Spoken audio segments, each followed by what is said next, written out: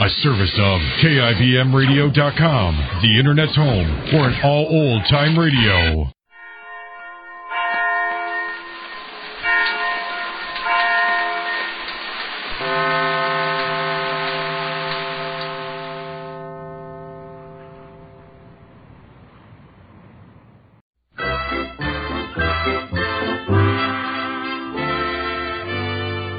Lieber Brothers Company, makers of Swan, the soap with the exclusive super creamed blend, presents... Our friend Swan. With my friend Irma.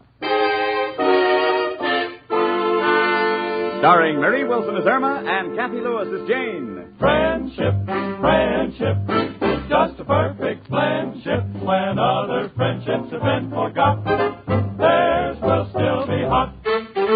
My friend Irma.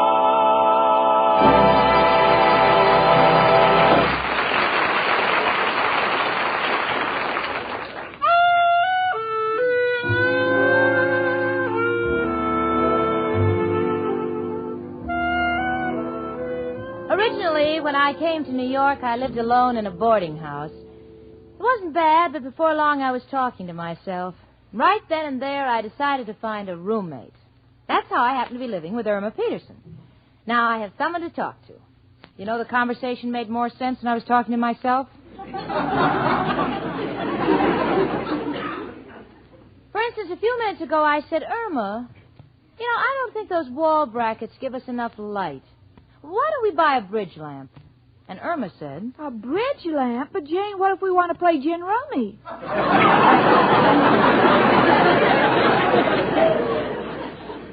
These things I never answer. I just pretend I'm back in the boarding house living alone. Or to steady my nerves, I pick up a newspaper and read. Jane? Yes, Irma? What are you doing with the newspaper? Reading? Yes, honey. What are you reading? Oh, it's just an article on psychology as applied to marriage. Well, it must be wonderful. Psychology? No, marriage. What's it say? Oh, it's just a series of questions designed to see if a girl and the man of her choice are suited for each other. Well, isn't that unusual? No, why should it be? Well, when Al and I sit on the sofa, he never asked me any questions, and we get along fine. Well, honey, you know, there's more to it than that. This article approaches the problem of compatibility with scientific introspection. Oh, that's nice. What did I say, Irma? Something about an inspection, but I didn't get it. Well, let's just forget the whole thing, Oh, huh? no, Jane, please read me some of the questions, because I've been very worried about how Al and I will get along after we're married. Oh, Irma, are you still thinking seriously of marrying that unemployed moocher? Oh, what can I do, Jane? I love him. Ever since I've known him, I've been in a trance. Oh, come now, you haven't known him that long. I mean, well, honey, you know, if you're really worried about how the two of you will get along, why don't you try this test on yourself? Oh, I want to, Jane. Please read it to me. All right, sweetie. Let me see. Does the man you intend to marry keep appointments? Is he punctual? Punctual? Why, Al is in line for his unemployment check even before the office is open. Mark down 1. 1. Yeah, now. Is he the type of man you would ever be ashamed to be seen with? No, because we never go anyplace. No, honey, if you want to take this test, now, you've got to be honest with yourself. Now, what do your friends think of Al? What do I care? I can get new friends. Well, you better give yourself a 0 on that one. Gee, this is just like school. I'm getting zeros again. What's the next question, Jane? Do the two of you like to participate in sports? Well, I like swimming and tennis. Yeah, and what about Al? Jane, is tilting pinball machines a sport? Well, if they catch you, yes. Then you may have to sprint up a few alleys. Irma, so far, you see, you and Al have very little in common, psychologically speaking. Well, there must be something that attracted us to each other. Well, I know what attracted Al to you. What? You've got a job.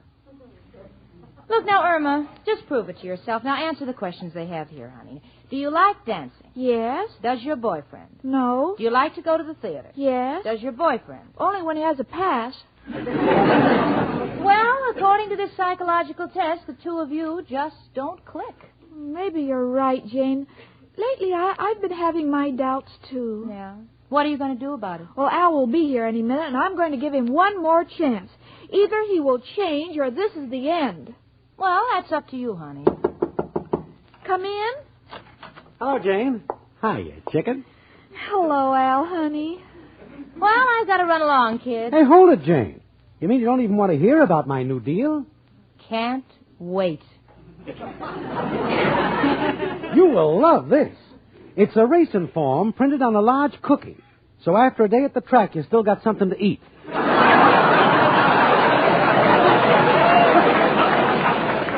Sounds good, huh? Irma, I can only say if you find you have anything in common with this man, get rid of it. Snooty Dave. She ain't ever going to amount to anything. Al, I would like to go to the theater tonight. Will you please take me? Chicken, why this sudden request? Al, it's very important for us. You see, you and I are psychological cases. What are you talking about, Chicken? Al, please take me to the theater. Well, Chicken, why can't we just sit here on the sofa and discuss world politics? Al, I insist you take me to the theater. But, honey, I haven't got a pass. They got a big doorman. And to clinch it, they're painting the fire escape. Well, let's pay our way in. Pay? Chicken, you are tampering with my principles. There's no use, Al. We have nothing in common. We might as well face it. You and I need a scientific inspection. What? We're not combustible. Don't you mean compatible? What's the difference what I mean? We're just not meant for each other. Chicken, you mean that? Yes, Al. Let us just consider this experience an interlude, a motel on the highway of life.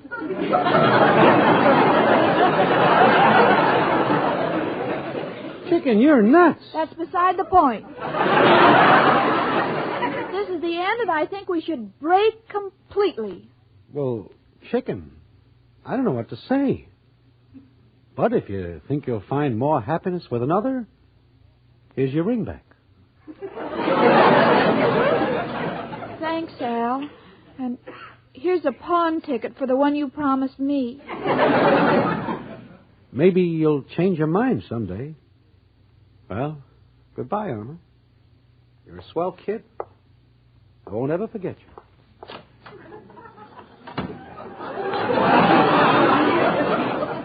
Oh, he's gone. He's gone. Honey, I just passed Al in the hall and... Oh, honey, you're crying. Don't feel sad, sweetie. I can't help it, Jane. I always feel sad when I'm crying. Now, listen, Irma, the worst is over. Now, you must try to forget it. Believe me, it's for the best. I know you're right, Jane, but I never had a man walk out on me before. That's silly. He didn't walk out on you. You walked out on him. How can you say that? I'm still here. Oh, now, look, honey, don't carry on. So, you're really in an enviable position. You have the whole world before you. You're footloose and fancy-free. Footloose and fancy-free? Sure. Now, come on, you dry those tears. Let's have a smile. Come on. Come on, now let me hear you laugh. Ha, ha, ha, ha, ha. That's more like it, honey. Be gay. Come in. It's only me, Professor Kropotkin. Hello, Janie and Irma, my two little jigsaw puzzles. One complete and one a few pieces are missing. Why, Professor. Excuse me, a little joke I picked up in a toy store. What's new, Irma? Ha, ha, ha, ha, ha. What's this? Professor, I'm footloose and fancy, and it's free. Irma! Oh, Professor, Al and Irma have parted, and she's trying to be gay. Oh, so it finally happened. I knew it would someday. But don't feel too badly, Irma. Oh, I remember when I broke up with that nagging wife of mine. She went out and found somebody else. Did the new fellow make her happy? No, he made me happy. He beat her up every day. Why, Professor. It's only a little kidding to cheer Irma up. Irma, my little bit of honey, you've got to learn to face the unpleasant things of life, too. Take that room I live in upstairs. It's full of bats and mice and rats. And the rain comes through the roof. But do I take a gloomy view? No. Where else can a man go hunting and swimming without getting out of bed? But I'm afraid I'll miss Al. Now, look, Irma, before I go, I want you to remember an old saying. A stitch in time will save 9. Well, how does that apply to me? It don't. This is a slogan for tailors. But there's a very old saying I like. It takes a heap of living to make a home. Well? Well, I think I'll go up to my home and clean out that heap so I can live in it. Goodbye. Oh, Jane, I made a mistake. I'll never find another man like Al. Now, you made a decision, Irma. Don't be a weakling. Guess you're right, Jane. I'm just going to look around for someone else. Good. Who can that be? Maybe it's Al coming back. Come in. Hello, dearie. Oh, Amber Lipscott, what a surprise. You remember my roommate, Jane. Yeah. You mind if I take my shoes off, Irma? My feet are killing me. If you don't mind, I think I'll leave. What's the matter, dearie? Ain't you never seen feet before? Yeah, but not in such quantities. I'll see you later, honey. Gee. Ain't it wonderful the way we hate each other? But that's not important. You know why I rushed over, dearie? Look. Oh, Amber, an engagement ring. 14-karat gold. Oh, Amber, what a beautiful setting. Yeah. Next year I get the stone. Amber, I wish you all the happiness in the world. Why are you crying, dearie? Well, you're engaged, and Al and I just broke up. So what? This town is crummy with guys. Look, Irma, if you want a fella, do like I did. Write to the Lonely Hearts Club. Lonely Hearts Club? Sure, they got stuff lying all over the place. And it's perfectly confidential. They give you a number. And if you're lucky like me, they don't ask for a picture. Oh, you mean I could get a number if I wrote to them? That's right, dearie. Nobody uses a name. Look, say you're number 12. Then the fella might be number 34. And all mail goes right to a box, so we don't even know where you live, and vice versa. Gee, do you think I ought to try? Dearie, don't waste no time. Inflation is coming. You don't know what you'll get. Just do like I say, huh? All right, Amber, I'll do anything to meet some new fellow. Oh, you can't miss, dearie. And wouldn't it be wonderful if my husband and I ran into Al someday and I could say, Al, congratulate me. I'm Mrs. 94.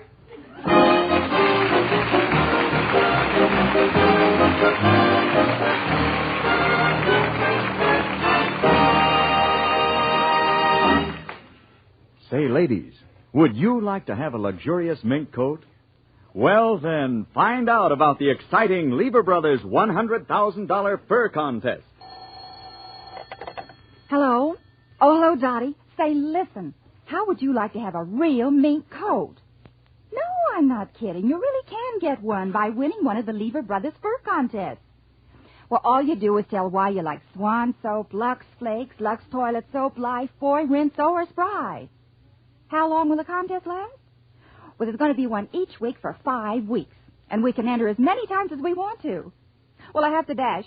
Turn on your radio right now, and you'll hear more about it. Bye.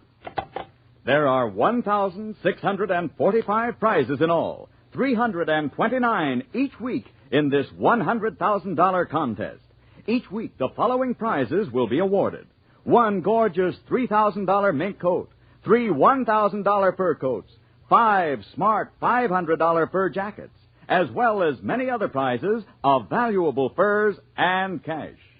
And ladies, you may choose your own coat at your favorite store when you win, or you can have the cash. Now, here are the rules. In 25 words or less, tell why you like any of these 6 Lever products. Swan soap, Lux, Lux Toilet Soap, Lifebuoy, Rinso, or Spry. Enclose a wrapper or box top from one of them. Print your name and address, and the name and address of your dealer. He'll help you. Also, be sure to get your entry blank from him. It will give you all the information you need. Mail your entries to Lever Fur Contest, Box 1, New York 8, New York. Be sure to get your entry blank from your dealer tomorrow. That address, Lever Brothers Company Fur Contest, Box 1, New York 8, New York. You may win a luxurious fur coat or cash. So start writing your letters tonight.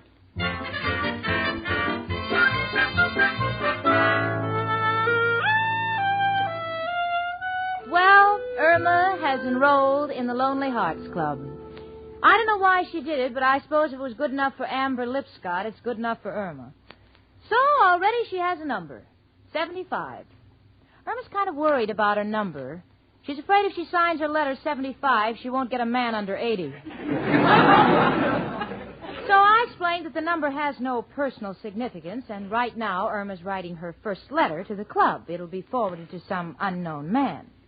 Dear, to whom it may concern, I am a lonely girl. My heart is broken. I have blonde hair and blue eyes and nice legs and would like to meet a man in the same condition. No, sweetie. No. What's wrong? Well, you put all your eggs in that basket, but they're scrambled. You better let me help you, sweetie. All right, Jane. Good. Dear sir, I am 22 years old, blonde, considered attractive, and I'm quite lonely. I should like very much to make the acquaintance of a gentleman who is also lonely. Now, sign it. With best wishes and all my love, 75. P.S. This has nothing to do with my age. No, sweetie, just sign it sincerely, number 75, huh? All right, Jane. Do you think I should spray a little perfume on it? You know, the bottle Al gave me? Irma, I have smelled that perfume. It will not only keep men away, but also mosquitoes. No, honey, you just mail as it is. All right, Jane.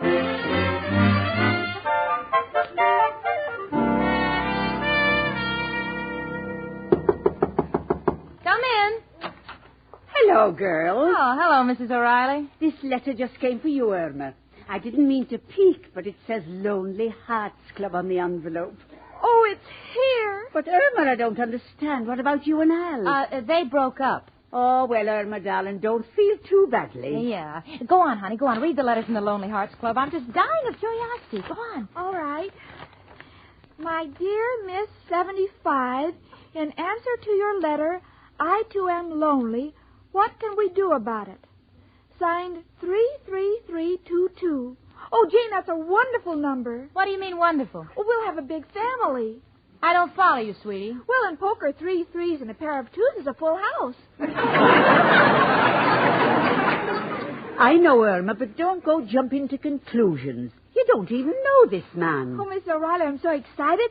Imagine getting an answer so quickly. It's only me again. Hello, girls. Why do you all look so happy? Irma has a new boyfriend. Wonderful, Irma. What's his name? 33322. Irma, a convict. Listen to me. Go back to Al. At least he wasn't caught yet. No, Professor. Irma's been corresponding through the Lonely Hearts Club, and everyone has a number. Oh. Congratulations, Irma. And take the advice of an old man. Find out what the man is like right away before you get involved. Oh, I'm going to. But first of all, I'm going to find out one thing. If he has a job. You know what I just went through with my ex? Your ex? Yes. I want to even forget his name. Of course, my ex was very sweet to me. And my ex made me happy. And I loved my ex. I dreamed of that day I would marry my ex. Irma, you're slipping. Now remember. Oh, yes, I must be gay. Ha, ha, ha, ha, ha. Now, honey, there's no time to waste. Come on, let's answer the letter. All right. Come on, Mrs. O'Reilly. They want to be alone. Let's you and I run around the block. Oh, that's silly. Who's going to run around the block? You are. You'll ask me for the rent, and when I give you my answer, I guarantee you'll chase me around the block. So let's start now. Goodbye, and good luck, Irma. All right, honey, let's get started with your letter.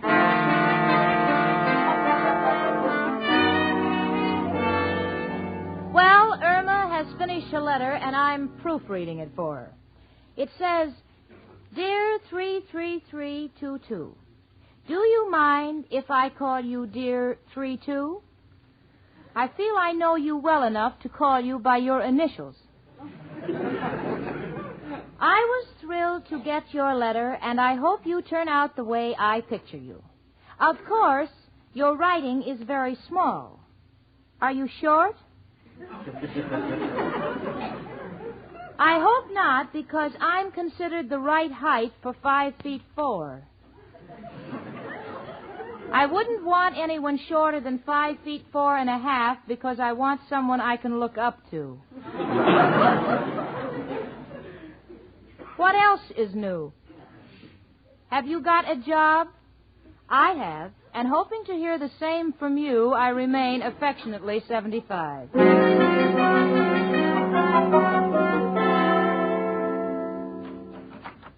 Yes, sir. What can the Lonely Hearts Club do for you?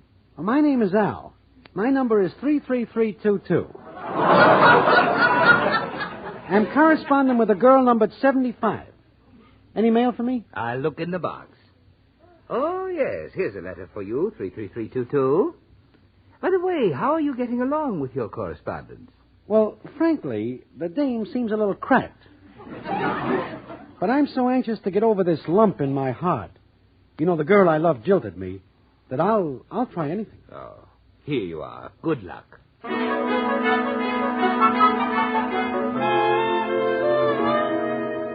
Well, for the past 3 days, I've been hearing nothing but 33322 and 75 until it's just coming out of my ears.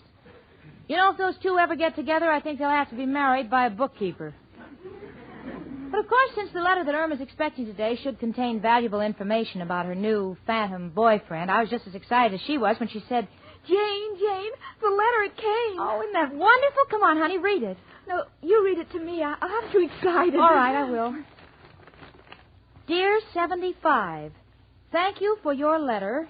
I was hoping the girl I was corresponding with was a Vassar graduate, but it seems quite impossible since I noticed you spelled considered with a K.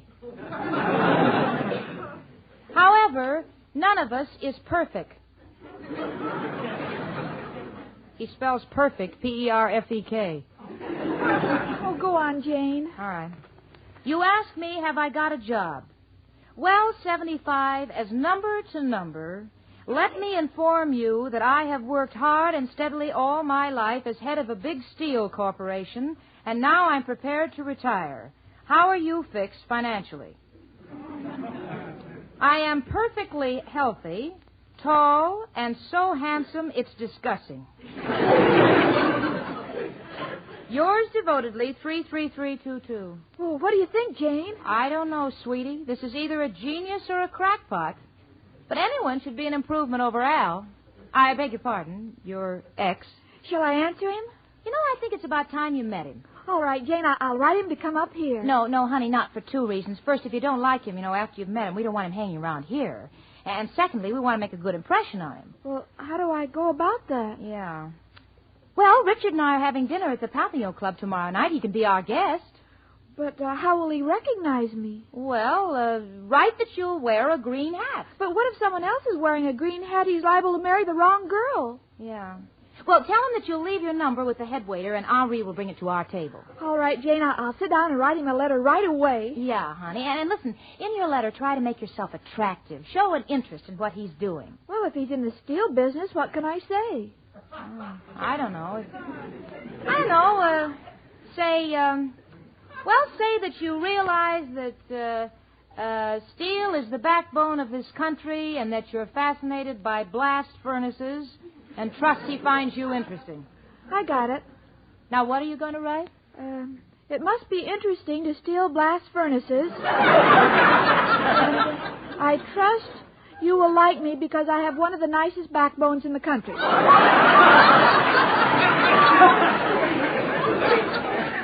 Hold it, honey. Just hold it. Just invite him to dinner at the Papillon Club.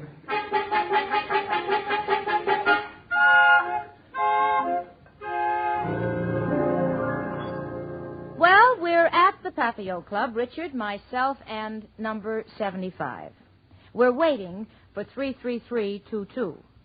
I must say 75 looks adorable. She's wearing a green hat. She's taking no chances.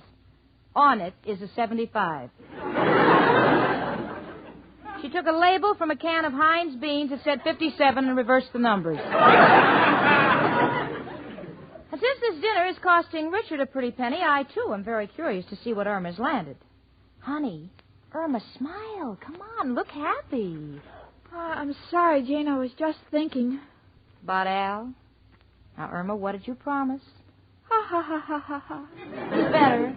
Irma, you say this Mr. 33322 is in the steel business? Yes? Well, then I must know him. Oh, I'm sure you do. Well, it's going to be wonderful to have dinner with an old friend. Oh, sure. You know, every time we've been out together, I'd look across the table, and who would I see? Ow! Chicken, you're wearing a green hat. And you're wearing a carnation. 75. Al, you're not 33322. Well, I sure am. What a roundabout way to get a free meal. Oh, Al. Al, I'm so glad to see you. Me too, Chicken. Now, just a minute, Al. You have your nerve working steady. A steel magnet. I don't even know what I wrote. I didn't even know it was Irma. All I know is I was going crazy for missing her. Lots of guys turned to drink. I turned to the Lonely Hearts Club. Oh, Al, it's all my fault in that psychological test. What's the difference, Chicken? Just wanted you to know I love you, and I always will. And now, Jane, if you want me to go, I'll go. Sit down, Al. Sit down and order. No, thanks. I'm not hungry. No wonder you ate half my platter while you were talking.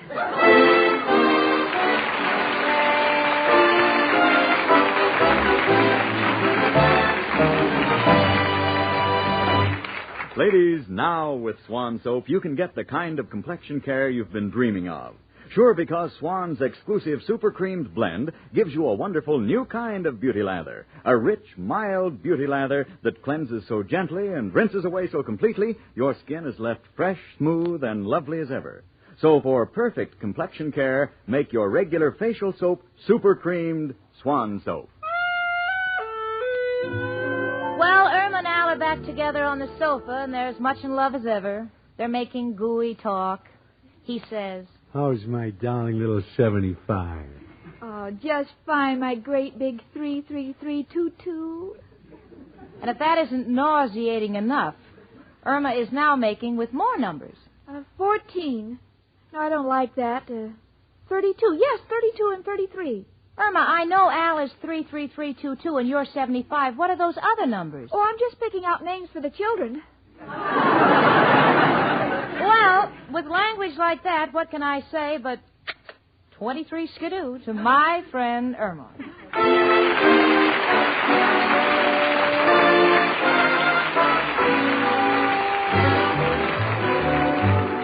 My Friend Irma, presented by Swan, another fine product of Lever Brothers Company, was produced and directed by Cy Howard. Tonight's script was written by Cy Howard and Park Levy. Frank Bingman speaking.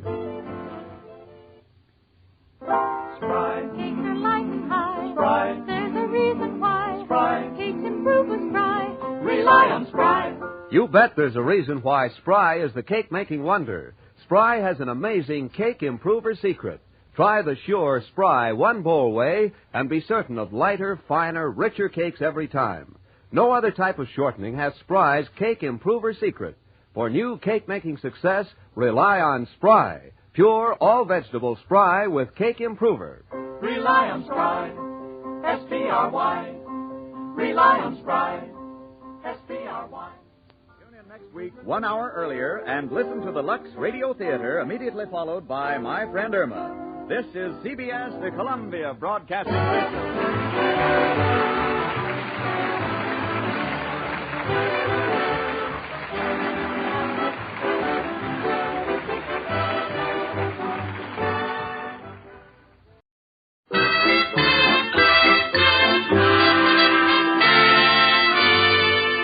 Lever Brothers Company, makers of Swan, the soap that gives you a wonderful new kind of suds, presents... Our friend Swan. With my friend Irma. Starring Mary Wilson as Irma and Kathy Lewis as Jane. Friendship, friendship, just a perfect friendship. When other friendships have been forgot, theirs will still be hot. My friend Irma.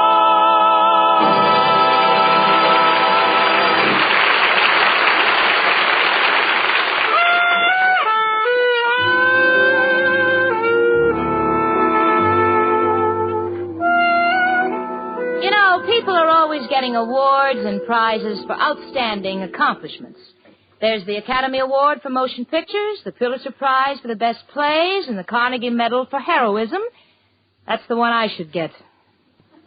Why? Because I live with Irma Peterson.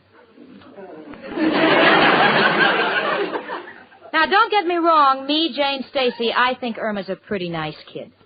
It's only that in her mind, there's a vacuum that even Hoover couldn't duplicate. For instance, the other night I came home and found Irma sitting in the apartment with the lights off. So I said, "Honey, why are you sitting in the dark?" And Irma said, "Well, I just made some cookies, and the recipe said, when finished, set in a dark place and cool." See what I mean? But then Irma is the least of my problems. I, unfortunately, happen to be one of those girls who is in love with the man she works for. Up until now, I felt I had the field pretty well to myself. But yesterday, Richard engaged a new girl in the office, one Gloria Benson. And I'm so burned up I could scream. Oh, Jane. Yeah, honey? When I picked you up for lunch yesterday, who was that new girl in the office? New girl? I hadn't even noticed her. Well, your boss, Richard, seemed very attentive to her. He did. It's funny, it escaped me completely. She's very pretty. Really? I didn't even pay any attention to what she looked like. She has lovely red hair. That's henna.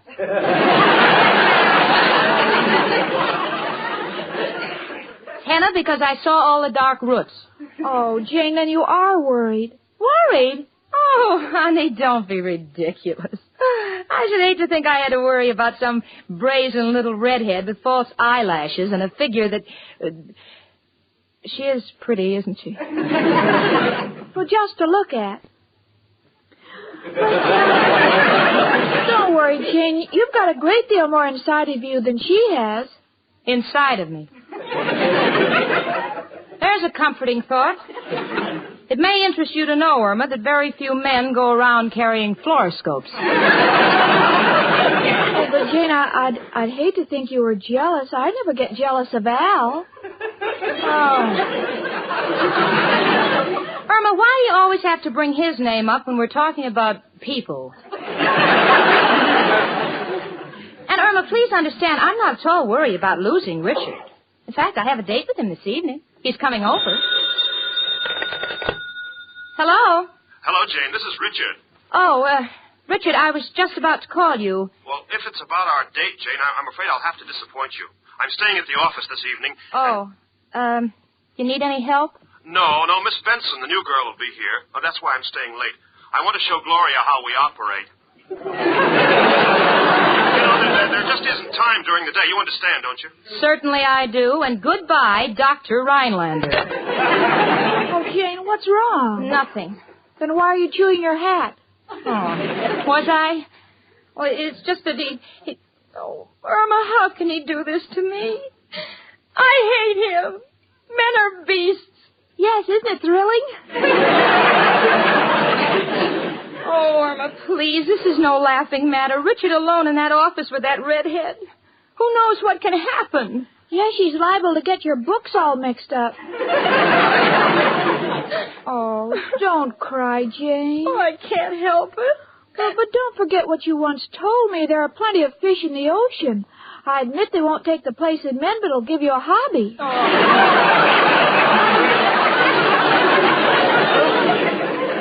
Oh, Irma, just be still. I know what I'll do. I'll quit. That's what I'll do. I'll quit. Well, do you think you should? Certainly. I've been a blind fool. Well, I've worked my last day for Richard Rhinelander. Well, it's your own fault, Jane. You should work nights like the new girl. Now, Irma, listen. My quitting is a personal matter, and I don't want the neighbors to know all about it. All right, what do you think I am, a blabbermouth? Yes. Come in. It's only me, Professor Kropotkin. Hello, Janie and Irma, my two little church steeples. One with bats in the belfry. Why, Professor. Excuse me, a little joke I picked up from a steeplejack. Well, girls, what's new? Jane is quitting her job. Irma. Oh, don't worry, Jane. I'm not going to tell him about the redhead who's in the office with Richard tonight. Jane, you are really quitting your job. And this redhead. Please. Professor, I'd rather not talk about it. Oh, Jenny, darling, don't let jealousy, that green-eyed monster, get the best of you. That's what ruined my marriage, that green-eyed monster. Jealousy? No, my wife. Just a little joke to cheer you up. I've been trying to cheer her up, too. I told Jane she can get another fella, maybe someone like my Al. Please, Irma, a remark like that is only good for stopping hiccups. Janie, dear. Oh, stop trying to cheer me up, the two of you. I'm a grown woman. Why should he treat me like this because of some redhead? What do men find so fascinating about these flaming redheads? I've known plenty, believe me. Their hair may look like it's on fire, but many turn out to be false alarms. Come in. Hello, Jane. Hello, Mrs. O'Reilly. Hello, Irma. Hello, Miss O'Reilly. Look, to me, she don't say hello. It's an intuition. She knows I hate her. I'll talk to you later. Janie, here are the socks I promised you I'd knit for Richard. Oh, thanks, Mrs. O'Reilly, but I haven't any need for them now. Irma, you can give them to Al. Oh, Jane, I don't think a girl should give her fellow socks. That's very personal. After all, that's where he keeps his feet. But, Janie, darling, you wanted them especially for Richard. What happened? She had a fight with him over a redhead. Oh, Irma, be still. Don't take it to heart, Janie. Men are a dime a dozen. Take me. I'm 39. How's that again? I've been a widow for 39 years. I'm not much to look at. I'm just an old landlady, and would you believe it, the men still make eyes at me. Nowadays, a man will do anything to get a room. Believe me, Mrs. O'Reilly, when the housing shortage is over, your own cat won't go out with you. That doesn't hear you. Oh, please, don't get started again, the two of you. Here's the money for the socks, Mrs. O'Reilly. Thank you, Janie. Come on, Professor, the girls want to be alone. I'm leaving. And Janie, dear, don't cry. He's making you miserable now. But someday you'll be his wife, and then you'll show him what real misery is like. Goodbye.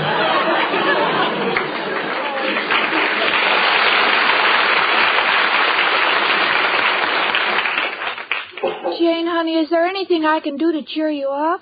No, Irma. I've reached a decision with Richard, and I'm going to go through with it. If he likes Miss Benson, that's entirely up to him. In fact, I'm going to write him a letter of resignation immediately. I want him to get it in the mail the first thing in the morning. Come in. Hello, Jane. Hiya, chicken. Hello, Hal, honey. What makes you so happy? Just got the news. They're raising the unemployment check from $20 to $25. $25? Yeah. And to think my mother wanted me to go to college. Yeah, now you'll have real money. Well, ain't just counting on that. You know little Al always got a hot deal on the fire. This one's absolutely foolproof. Oh, it sounds exciting, Al, honey. What is it? It's a special television set for watching horse races. But, Al, you can do that with any television set. I know, but this one fixes the race. Hey, Jane, do you think Richard might be interested in investing in the idea? Jane, did you hear me? Al, don't mention his name. You see, Jane and Richard are not S-P-E-E-C... Al, how do you spell speaking? Hey, Jane, is this on the level? That's right, Al. What is it, his folks? No, a redhead. Why, the big stiff doing that to you, Janie. Oh, well, what's the difference? Al, if you'll excuse me, I'm going into the bedroom and write my letter of resignation. Poor, frustrated kid. You see, Chicken, how lucky you are with a guy like me? You'll never catch me running around with other dames. I got my philosophy about that. What is it, Al? All dames are the same. To me, they're like pinball machines. No matter how fancy they are, no matter how much they seem to light up and glow in the dark, you'll never get your money out of them. Well, Al, is that the way you feel about me? Oh, no, Chicken. With you, it's different. You're already tilted.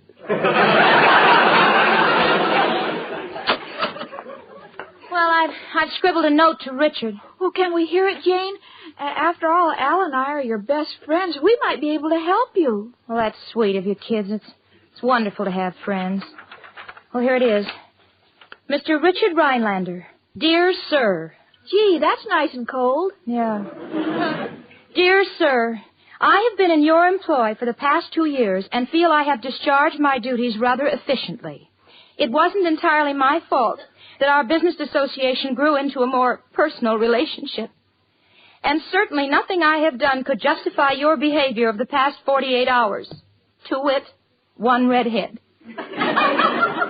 By your actions, I have recognized you for what you really are, an unmitigated, uncouth, unprincipled... You left out un-American.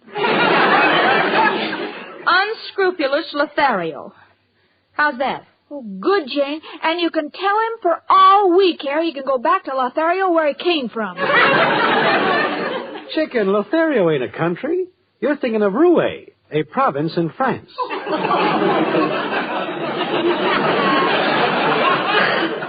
Al, please. I accordingly resign my position. I never want to see you again. Sincerely yours, Jane Stacy. Oh, gee, Jane, you must love him. Don't be silly. I hate him. Well, may all turn out for the best. You're too nice a dame to worry about that guy. Come on, kids, I'll treat you both to soda. No, thanks, Al. You two run along without me. I'm going to stay here and read the want ads. Here, Irma, you drop the letter in the mailbox. I want Richard to get it the first thing in the morning. All right, Jane. Put on your rubbers, Chicken. Is it raining? No, but might want to take you into a movie, and them fire escapes are slippery. See you, Jane. I got the world on a string, sitting on a rainbow. Come in.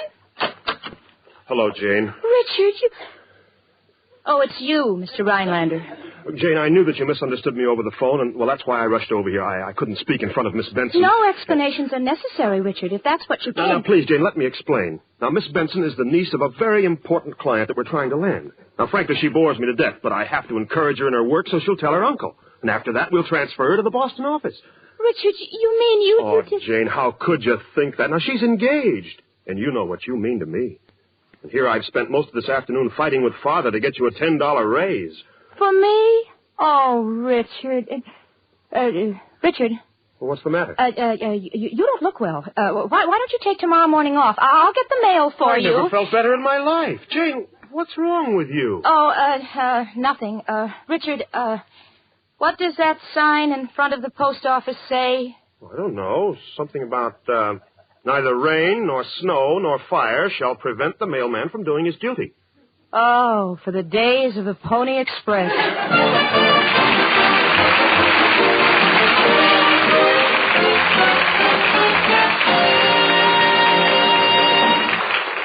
Say, ladies, how would you like to be wrapped in mink from head to toe?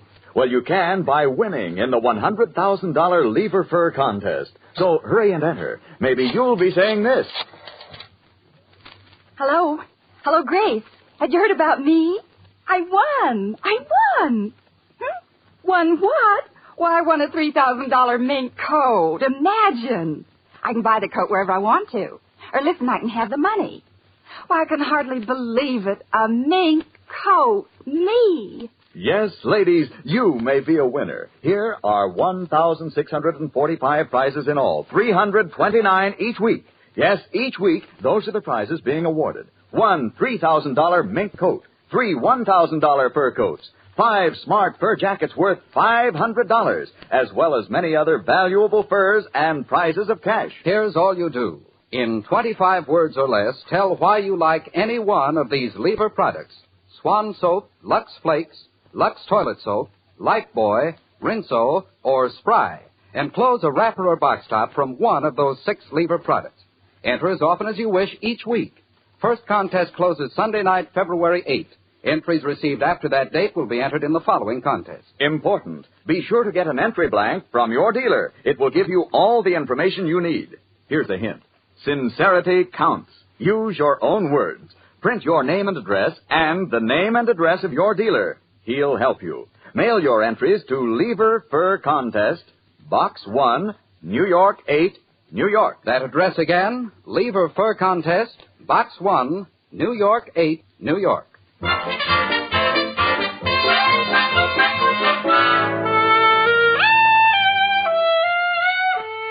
Well, this time, little Jane Stacy really pulled off a beaut. Richard has turned out to be the swellest guy that ever lived, and I, like a fool, had to write him a letter calling him more names than there are in the vocabulary of a sailor's parrot.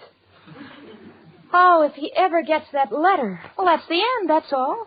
I'm going out of my mind thinking of ways to get it back before he reads it. Irma. What, Jane? How am I going to keep that letter from Richard? Well, it's simple. What do you mean? Well, why don't you elope with him tonight? Then tomorrow you'll have the right to open his mail. Oh. Irma, be sensible. You... Wait a minute. You've given me an idea. I won't open his mail. I'll just get to the office at 7 in the morning and get the letter from the mailing room before it's distributed. Well, how will you get up so early? By going to bed right now. Irma, you put that book down. Turn out the lights. Come on. Oh, but this book is so interesting. It's all about dreams. Dreams? Yes, it explains them. You have no idea what goes on in a person's mind when they're unconscious.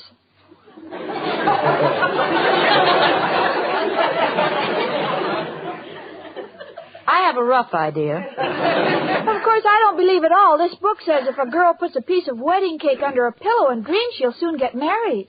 Well, honey, why don't you try it? I have, but I get hungry in the middle of the night and I eat up my future. Well, come on, sweetie, put the book down. Now, you know you get nightmares when you read in bed. Like the other night, you woke up screaming that you were cold. You wanted someone to stop the horse. Oh, yes, I'll never read Lady Godiva again. Now, come on, sweetie, turn out the lights. This is one night that I must not oversleep. All right, Jane, just give me a moment to do my face. Let's see. Oh, first the cold cream. Gee, this stuff is so chilly. Why don't they make hot cold cream?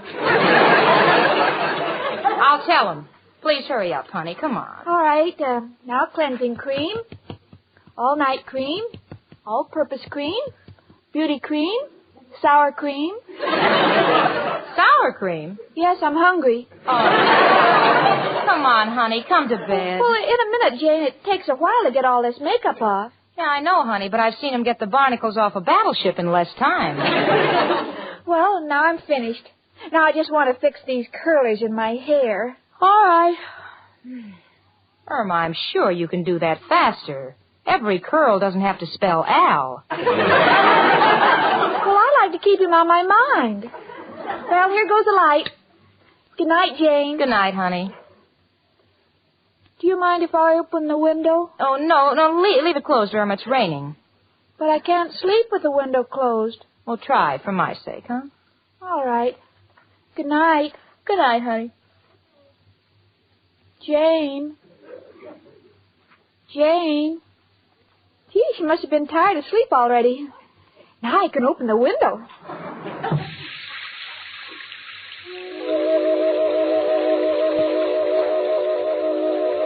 Oh, Richard. Richard, isn't Niagara Falls beautiful? I can feel the spray in my face. Irma, the window's open. I'm getting soaked. Oh, I'm sorry, Jane. I didn't think it would come in. I'll close it. Oh, honey, please, will you go to sleep? I must be at the office at 7. All right, Jane. Good night. Good night.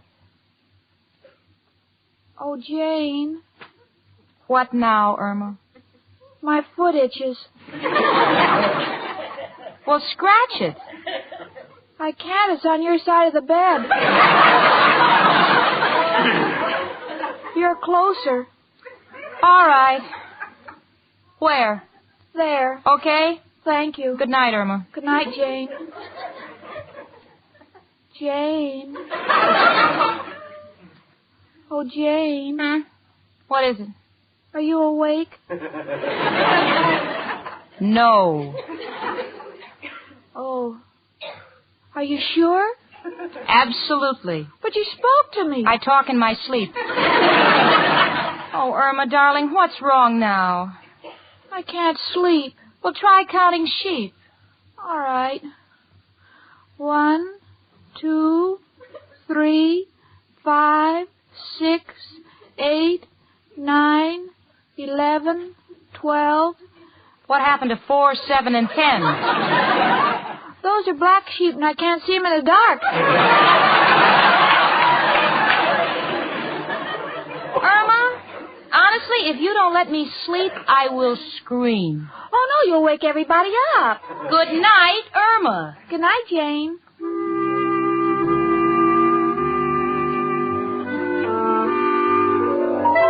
Oh, no, you don't. Irma, what, honey? Irma? Get off your knees and stop pleading. Oh, now I've really got trouble. She's talking in her sleep. How dare you try to kiss me? I'm engaged to Al, so you had better go. Go. Do you hear me, Van Johnson?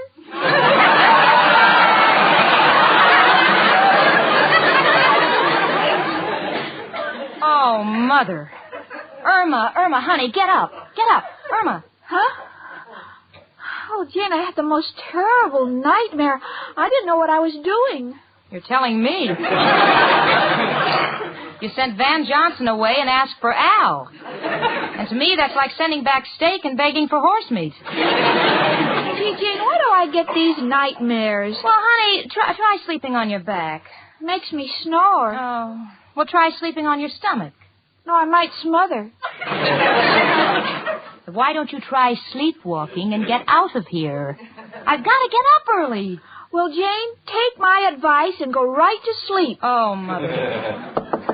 Oh, no. No, this is all a dream. Who is it? Ghost, it's only me, Professor Kropotkin. Let me in, it's emergency. Oh, well, wait till we slip into robes, Professor. All right, you can come in now. Girls, I hate to bother you, but maybe you got some pots and pans. You cooking now? Who's cooking? It's raining and the water is coming through the room. Well, did you tell Mrs. O'Reilly? Don't be silly. She'll charge me for swimming privileges. Professor, please ask Mrs. O'Reilly or ask the Martins or ask anybody, but I've got to get some sleep. Good night. All right, Jenny. Don't get excited. I'll tread water tonight. Oh, Irma, it's past midnight. I'm just getting panicky. If I'm not in that office by 7, my world is ended. Irma Peterson, if you have any love for me at all, please go to sleep. All right. Gee, I guess I shouldn't have read that book about dreams. Oh, please turn out the light and get in bed, or I will... Shh. Say we're not in. Okay. We're not in. Chicken, it's me, Al. Oh, what is this, Grand Central Station? Wait till we get our robes on, Al. We're not decent. Jane, don't have an inferiority complex. We're just as nice as anyone. Okay, Al. Come on in. Stay a week or 2. Didn't mean to barge in on you. Just left the boys and saw you like... Hey, Chicken, this is the first time I ever seen you with all the junk on your face that dames use when they go to bed. Interesting, isn't it? Interesting? If you put a cherry on your nose, you could pass for an ice cream sundae. Look, Al, it's not that I'm an unfriendly person. I like company as much as the next girl, but not at 1:30 in the morning. Get it, Al? What are you so nervous about, Janie? Oh, Al, Richard and I patched up our quarrel, and there happens to be a letter in the mail in which I call him everything in the world, and I must stop that letter. Say, Irma, the kid's got right. Recognize your predicament, Jane. Must stop that letter. Well, how, Al? Only one man who can help us. Who, Al? Who else but... Hello, Joe. Al, got a problem. Joe, who do you know at the post office? Oh, all them guys whose pictures are on the walls. No, Joe, we're trying to stop a letter that's been mailed. How do I do it?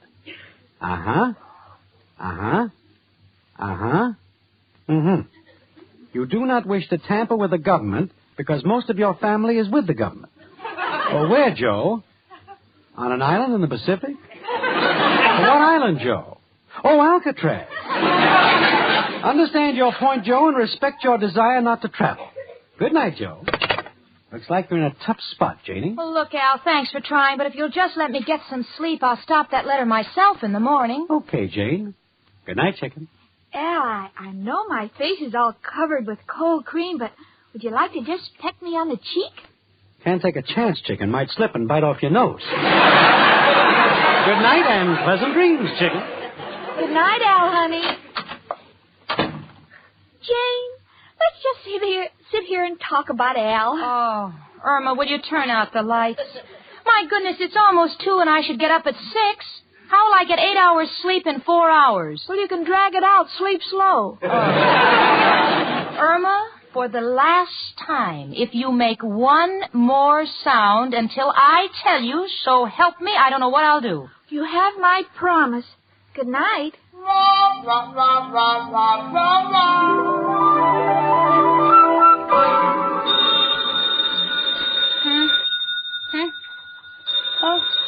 Oh, Irma, the telephone. Yes, it's ringing.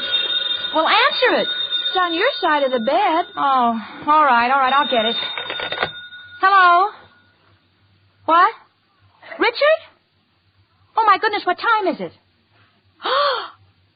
Irma, it's noon. I know. Why didn't you wake me? You told me not to make a sound until I heard from you.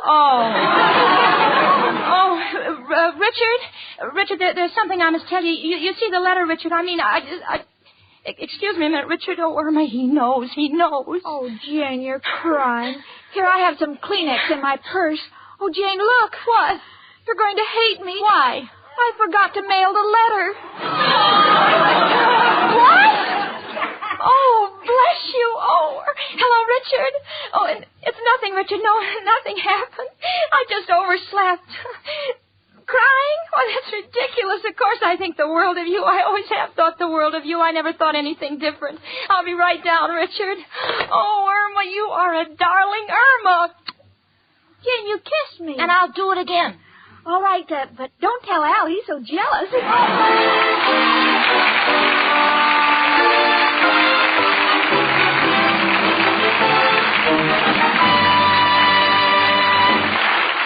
Ladies, make your bath a real pleasure and a beauty bath at the same time with white floating Swan soap.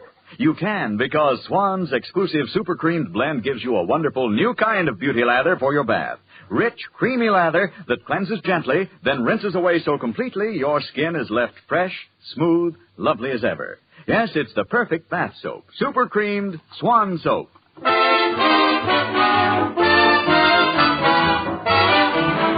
My Friend Irma, presented by Swan, another fine product of Lever Brothers Company, was produced and directed by Cy Howard. Tonight's script was written by Cy Howard and Park Levy. Frank Bingman speaking. Spry. Cakes are light and high. Spry. There's a reason why. Spry. Cakes improve with Spry. Rely on Spry. You bet there's a reason why Spry is the cake-making wonder. Spry has an amazing cake improver secret. Try the sure Spry one-bowl way and be certain of lighter, finer, richer cakes every time. No other type of shortening has Spry's cake improver secret. For new cake-making success, rely on Spry. Pure, all-vegetable Spry with cake improver. Rely on Spry. S-P-R-Y. Tune in next week 1 hour earlier and listen to the Lux Radio Theater, immediately followed by My Friend Irma. This is CBS, the Columbia Broadcasting System.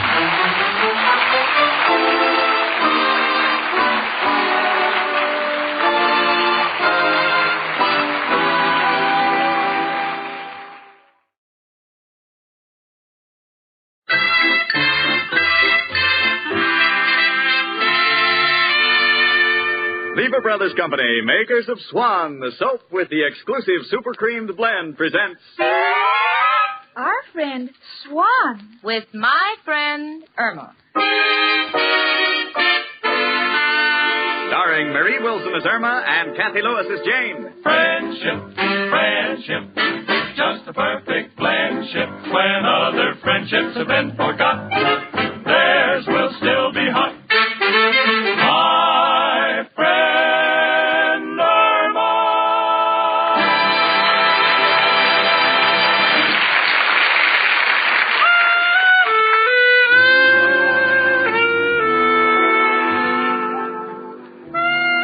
You know, when you live in a city with a population the size of New York's, there are bound to be many people like yourself. But of one thing I'm certain. In all New York, yes, in all the world, there can only be one Irma Peterson. How do I know? Because only one person thinks like my beloved roommate. For instance, the other day I was reading the newspaper and I said, Irma. Yes, Jane? Listen to this headline in the paper. Higher meat prices predicted for 1948. Isn't that awful? Oh, it sure is, Jane. It's going to give a lot of people an inferiority complex. Inferiority complex? Yes, I heard that the human body is only worth 97 cents. Why should a cow be any better than you or me? I would try to find an answer for that, but right now I'm more concerned with Irma's heart than her mind. You see, Valentine's Day is nearly here, and with the approach of any holiday with the least romantic significance, Irma becomes certain that Al is going to propose. She felt that way on Mother's Day, on Father's Day, in fact, on every holiday except Labor Day. She knows that that's the day when Al hides. But I know that she's banking heavily on the culmination of her dreams this Valentine's Day because right now she's down on her knees in front of her hope chest, examining its contents. Believe me, such contents no human eye has ever seen in a hope chest. In one corner, she has stacked bottles of root beer, Mission Orange, cherry soda, and Coke. Irma, what is the idea? Well, maybe when Al sees all that pop, he'll want to become a father. I see. And what about that calendar, honey? You've torn off all 12 months. Why? Well, they say when you get married, the first year is the hardest, and I don't want to know about it. Sweetie, I don't want to be cruel, but what makes you think that Al is going to leap into action now? Valentine's Day is coming. Oh, honey, you said the same thing about leap year. You were going to land him on the first day of leap year. Well, it was fate. I was a good leaper, but he was a better ducker. Irma, do you seriously intend to marry Al? The moment he asks me. You intend to have children, don't you? 6. 6? 4 of each. There may be twins, you know. Yeah, well, that's what I'm driving at, honey. You see, children need food, they need clothes, they need education. Well, I was going to educate them myself. Now, I know, honey, but after kindergarten... Well, then Al will take over. All right, then after reform school... Oh, look, Jane, I know what you say is true, but I love Al and I want to marry him. I'm just going to let the future take care of itself. Oh, Irma, now, please, Jane, my mind is made up. Oh, gee, I'd better hurry to the beauty parlor. I'll be late. Honey, why do you keep spending money on the beauty parlor? You have such wonderful, naturally curly blonde hair. Yes, but people keep saying there's so much that needs to be done to my head. See you later. Hello. Oh, it's you, Al. She just left for the beauty parlor. She'll be right back. What? You're shopping for her Valentine present? What would she like? Gee, I don't know. Where are you shopping? Near Tiffany's? How near Tiffany's? Oh, the 5 and 10. Well, look, Al, will you come over here? There's something very important that I want to discuss with you, huh? Yeah, while Irma's gone. Please hurry, will you? Bye. Come in. It's only me, Professor Kropotkin. Jenny, I hope I'm not intruding. No, Professor, not at all. What's on your mind? Well, I'm going away for a week, and I want to sublet my room.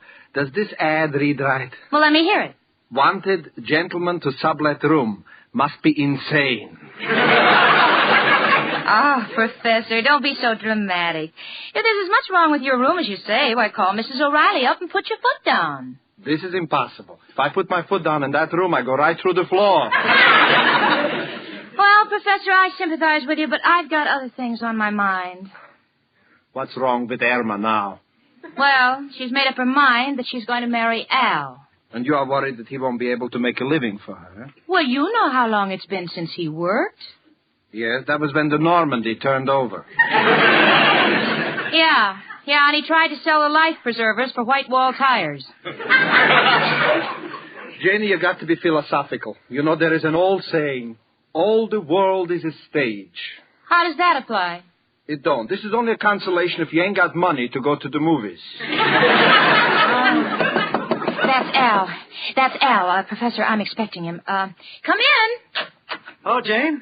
Oh, hiya, Professor. Hello, Al. Well, I got to be running along. Don't you want to hear about my new deal? Look, another deal he's got. What is it this time? Shaving cats and selling them for Mexican chihuahuas? I stopped tampering with animals, but got a natural. It's a pair of binoculars with built-in pictures of pin-up girls. So when a dame drags her husband to the opera, he'll have something to look at. How's it sound? Like all the others. Now, if you'll excuse me, I'll go up to my room and feed my birds. Birds? What kind of birds do you have? I don't know. When you haven't got any windows, you don't know what you're going to get. Goodbye. Well, Jane, what did you want to see me about that's so important? Well, Al, I want to talk to you about Irma. Oh. She loves you, and since she has no family within 1,500 miles, I'd like to talk to you like her father would. Fair enough. Now, Al, just what are your intentions regarding Irma? Well, Pop, I'll tell you. I love Irma, and someday I hope to give her my name. What else? What else? Yes, what are you going to do about a job? Well, I sent an application in. Al, that was a year ago. Boulder Dam is finished. Forget about it. Al, you have got to go out and get yourself a job. Oh, now, look, Jane, you got me all wrong. I'm not against work. It's just that a man like me has got to pick the right spot. What do you mean? Well, I'm not the kind of a guy that can work for somebody else. I feel I'm a born leader. Got to do things on my own. Maybe I got that same drive that you find in men like Edison, Marconi, Louis Pasteur, and Rip Van Winkle. Well, look, Jane, that's how I am, and nothing's going to change me. I'm willing to work. I want to work for myself. Oh, Al, that's ridiculous. Why? Richard works for himself. Are you comparing yourself to Richard? Why, he's a self-made man. Richard could retire on just what people owe him. Well, I could retire on what I owe people. Now, Al, don't joke. I give you my word that unless you straighten yourself out, I'm going to do my best to prevent Irma from marrying you. Oh, I've got to go down and meet Richard now, but this isn't the last that you've heard from me. Oh, hello, chicken. Hi, Jane. Hello, Al, honey. Oh, Al, your ears are burning. I bet you were talking about me. Yeah, chicken. I was just telling Jane how much I love you. Oh, Jane, isn't Al the answer to a girl's dreams? It all depends on what she ate before she went to bed. Well, I gotta run along now, kids, but you think about what we discussed, Al. Bye. Well, what did Jane mean, honey? The dame burns me up. Just because her guy Richard is loaded with dough, she keeps harping on me to get a job. Well, Al, I think if you loved me, you would. If I loved you? Chicken, how can you hurt me like that? Hurt you, Al? If you only knew how thoughts of you stay with me everywhere I go. In the subway, the wheels go clickety-clack, clickety-clack. But in my ears, they're saying, Irma, Irma, Irma. In the park, the wind caressing my cheek is just the soft touch of your fingers. Even in Coney Island, when I'm throwing baseballs, your face is always before me. Oh, Al, that's beautiful. I'm sorry I doubted your love. Don't want you to be sorry, chicken. Just want you to understand my problem. You see, there are two types of men. The weak-willed who are always on the defense, and the strong-minded who like to take the offense. Oh, I understand, Al. I've never found anyone more offensive than you. Thanks, chicken. See, that's why by nature I can't work for anybody else. Well, why don't you work for yourself, Al? Well, that takes cash, Chicken. And we'll just have to wait until I can get my hands on some. Oh, Al. Oh, what's the matter, Chicken? I'm so tired of waiting and waiting and waiting. I'm afraid my children are going to be older than I am. Can't be helped, Chicken. Oh, back already? Oh, hiya, Richard. Hello, Al. Jane has been telling me that you've been making snide remarks, that I owe my success to the fact that I was born with a gold spoon in my mouth. Oh, that's ridiculous. You would have choked to death. Irma, please. Now, Al, what you say is not true. I had to work for my success. Now, I admit my father gave me $1,000 to get started with, but from there on, it was up to me. So what? If anyone gave me $1,000 with my business mind, you'd see a new sign on Wall Street. J.P. Morgan and Al. Oh, Al, I think your name should come first. After all, you're putting up the money.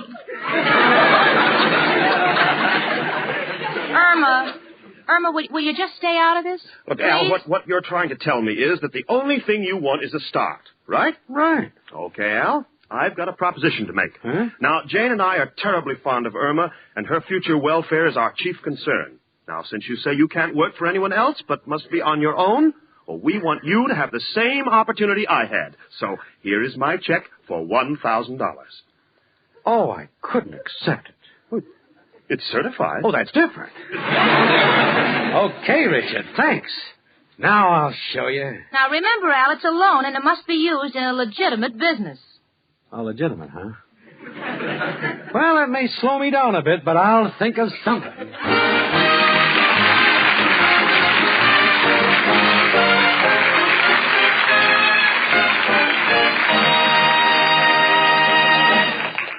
Say, ladies, how would you like to have a luxurious mink coat? Well, then find out about the exciting Lever $100,000 fur contest. Hello? Oh, hello, Dottie. Say, listen, how would you like to have a real mink coat? No, I'm not kidding. You really can get one by winning one of the Lever fur contests. Why, all you have to do is tell why you like one of these. Swan soap, Lux Flakes, Lux Toilet Soap, Lifebuoy, Rinso, or Spry. And we can enter as many times as we want to. Well, I have to dash. Turn on your radio right now and you'll hear more about it. Bye. There are 1,645 prizes in all, 329 each week in this $100,000 contest. Each week, the following prizes will be awarded. 1 gorgeous $3,000 mink coat, 3 $1,000 fur coats, 5 smart $500 fur jackets, as well as many other prizes of valuable furs and cash. And ladies, you may choose your own coat at your favorite store when you win, or you can have the cash. Now, here are the rules. In 25 words or less, tell why you like any one of these 6 Lever products. Swan Soap, Lux, Lux Toilet Soap, Lifebuoy, Rinso, or Spry. Enclose a wrapper or box top from one of them. Print your name and address and the name and address of your dealer. He'll help you. Also, be sure to get your entry blank from him. It will give you all the information you need. This contest is limited to the continental United States, Hawaii, and Alaska. Mail your entries to Lever Fur Contest, Box 1, New York 8, New York. Be sure to get your entry blank from your dealer tomorrow. That address, Lever Fur Contest, Box 1, New York 8, New York. You may win a luxurious fur coat or cash. So start writing your letters tonight.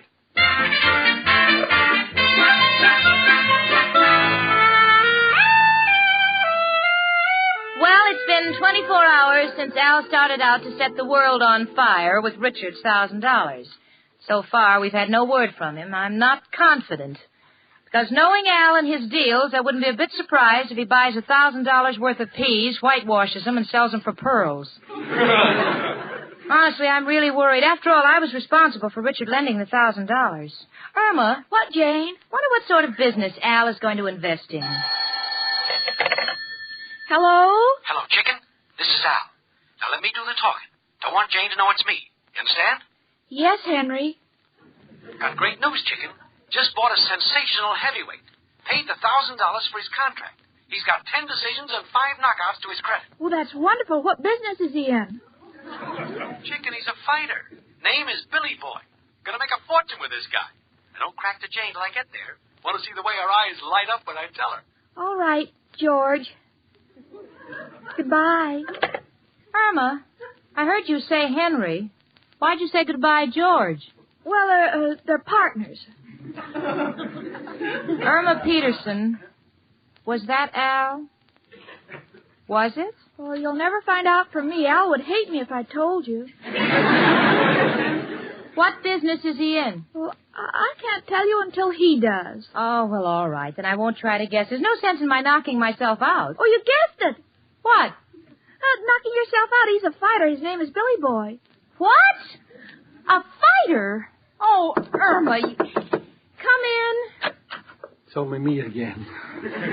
Janie, why do you look so distressed? Oh, Professor, Richard loaned Al $1,000 to go into business, and he bought a prize fighter named Billy Boy.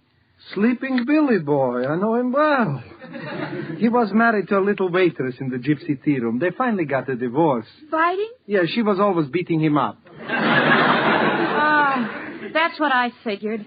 Oh, why did I ever talk Richard into this thing? Well, maybe Billy Boy's making a comeback. Who knows? If they get the right match, he might win. Oh. Who with any kind of a name could he beat? Margaret O'Brien. Come in. Hiya, folks. Well, I did it. Well, what's all the noise? Hey, Jane, why are you staring at me like that? You haven't heard the good news. Oh, you heard the good news. Well, I didn't tell her, Al. She guessed. Al, how could you do this? Now, wait a minute. You don't even know the man.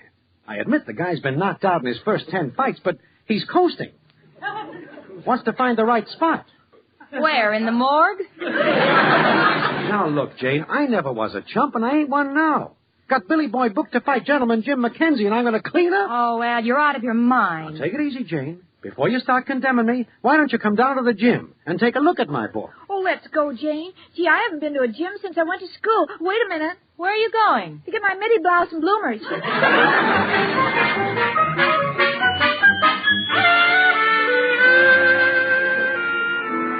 Well, here we are at the gym. Al, myself, and the bloomer girl. And overpounding the punching bag is Al's fighter. Yeah, there he stands, a mass of something. I don't think he's very solid because the electric fan is on and he's rippling. But he does have an interesting face. 2 large, bushy eyebrows. No, my mistake, that's his hairline. The man has no forehead. I don't know how to describe him quickly. Let us just say that if you printed the word brandy on his Adam's apple, he could pass for a St. Bernard. But I must say he has quite a punch. Now he's shadow boxing. He swings his right. He swings his left. Now he's down. I think his shadow hit back. No, he slipped. Hey, Billy Boy, get up. What happened? Sorry, boss. It's this trick knee of mine again. Trick knee? Yeah. Well, you didn't say anything about that when I signed you. Don't like to talk about it. Does it bother you often? Oh, no, only when I fight. Every time I get set to throw a punch, my knee buckles. And while I'm bending over to see what's wrong, they let me have it. But don't worry, boss. In a few days, I'm as good as ever. Well, Al, I have to congratulate you. Most promoters are satisfied just to buy a regular fighter. You have to be fancy. You have to get the collapsible model. But he kept it a secret. The guy I bought him from said he was fast on his feet, very shifty. How should I know every time he shifted he went out of gear?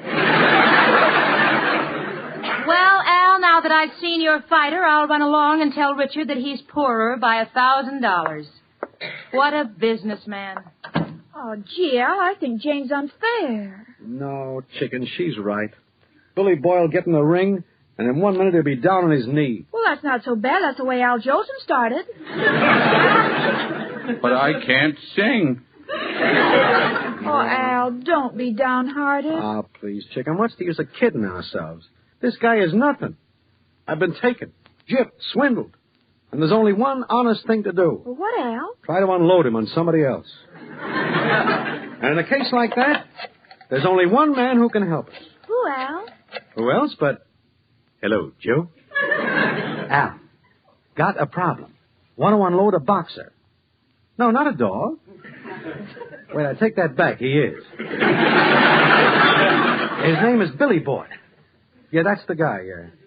Joe, I'm stuck with him. How can I unload him without people finding out about his knee? Uh-huh. Uh-huh. Uh-huh. Mm-hmm. Put Irma on his lap and sell him for a ventriloquist. Look, Joe, I'm in no mood for gags. I gotta think fast. So long. Nothing doing, Al? No, we're cooked. Out of my way. I'm ready. I'll kill him. Hold it, Billy. That's not the gong.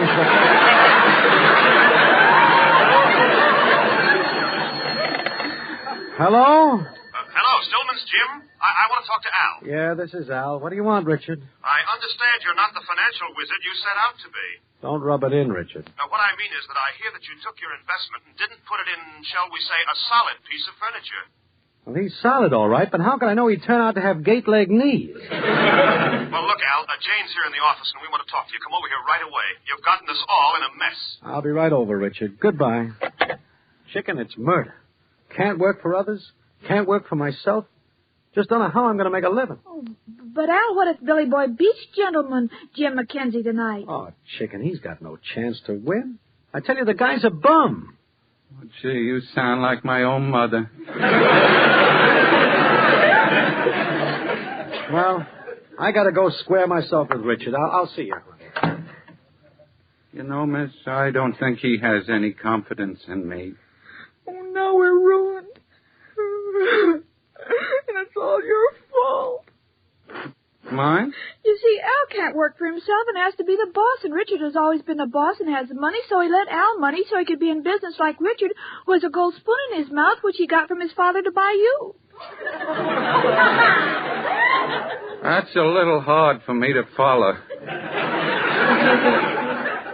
You see, I'm a little punchy from fighting so long. Well, then I'll tell it to you more slowly and clearly. You see, Richard wanted to invest, so he left Al invest in you because of Richard's girlfriend, Jane, who rooms with me. But you being a bad investment, I can't get married, not to you or Richard. That is because I belong to Al. Lady, how long you been fighting?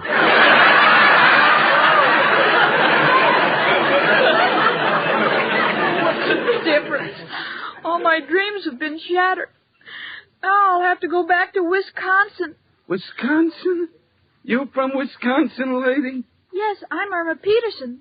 How do you like that? I'm from Wisconsin, too. You are? Well, when's the last time you were there? Oh, not since I started fighting. They won't let me back in the state. There's a big debate going on over me. What is it?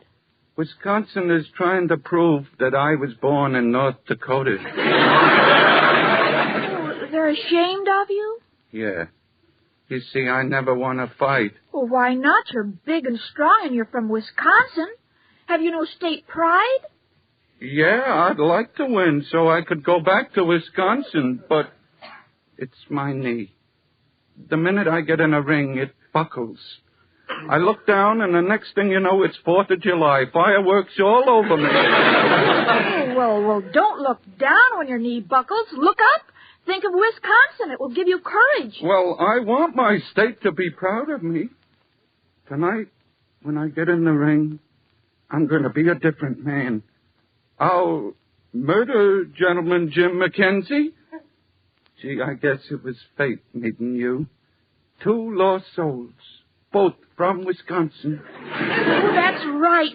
And keep it on your mind tonight when you're fighting. Wisconsin, the dairy state, the home of the contented cow. The dairy state. Yeah, I must remember that. I must fight for dear old Wisconsin. Well, goodbye. I won't say good luck. I'll just say, moo.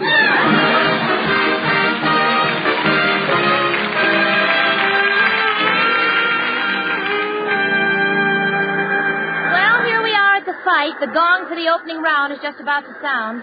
Gentleman Jim McKenzie is coming into the ring, followed by his trainers. Here comes Billy Boy, supported by his trainers. Al is beaming proudly. He's waving at the boxing commissioner with one hand and taking cigars out of the referee's pocket with the other. Now, now he's come over to join us. Got to hand it to Richard, Jane. He's got a great financial mind. Smart of him to make us all bet on Mackenzie to beat Billy Boy. In that way, we'll get even and make a little. Well, things like that account for my success, and to use a Wall Street term, it's called protecting your investment. Say, here comes Irma. Yeah. What is she doing with a cowbell in each hand? What's the difference? The fight's going to start. Yeah. Sit down, Irma. Sit down. Ladies and gentlemen, the final event of tonight's Elks Club Smoker, a 10-round bout to the finish. On my right, weighing 185 pounds, that pride of Boston, Gentleman Jim Mackenzie. What a prize. Money in the bank. And on my left, weighing 180 pounds, originally from Wisconsin, Billy Boy. What is that, Irma? Well, Jane, you see, as soon as... Wait, honey, wait. The fight's starting. Shh. Well, there they go. Both fighters are in the ring. Gentleman Jim is pulling back his left. There it goes forward. And there goes Billy Boy downward. Well, folks, let's get ready to collect our money. 7, 8, 9... Irma, what are you mooing about? Oh, you'll see, Jane. See what? Oh, my goodness, what I'm now seeing, no one would believe. Billy Boy is up. But not for long. He's down again. 6, 7, 8... Stop that mooing. Oh, but you see, Jane... Oh, honey, be quiet. Billy Boy is up. He's a different man. Look. Now Mackenzie's down. 8, 9, 10, you're out. No. Billy Boy has won the fight. Oh, I did it, Jane. I did it. And it was all because of my mooing. What are you talking about? Well, we wanted Billy Boy to win, and when I found out he was from Wisconsin, I got him to fight like a man. Irma, this may be news to you, but your mooing has just cost Richard $3,000. You see, we bet on Mackenzie. Oh, I'm sorry, Richard. I thought you wanted Billy Boy to win. That's why I mooed. You see, we're both from Wisconsin. Wisconsin? Irma, you were born in Minnesota. Well, this is a fine time to tell me.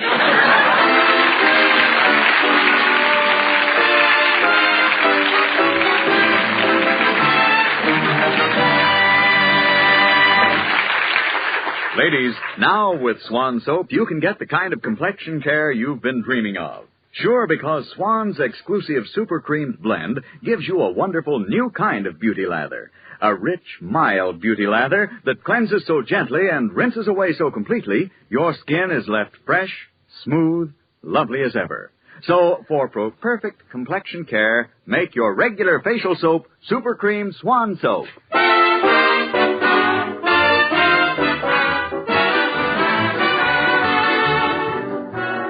My Friend Irma, presented by Swan, another fine product of Lever Brothers Company, was produced and directed by Cy Howard. Tonight's script was written by Cy Howard and Park Levy.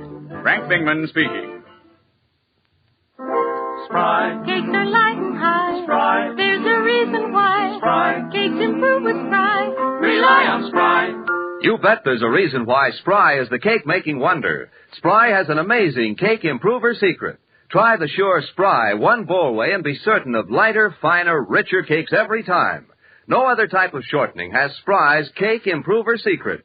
For new cake-making success, rely on Spry. Pure, all-vegetable Spry with cake improver. Rely on Spry. S-P-R-Y. Rely on Spry. S-P-R-Y.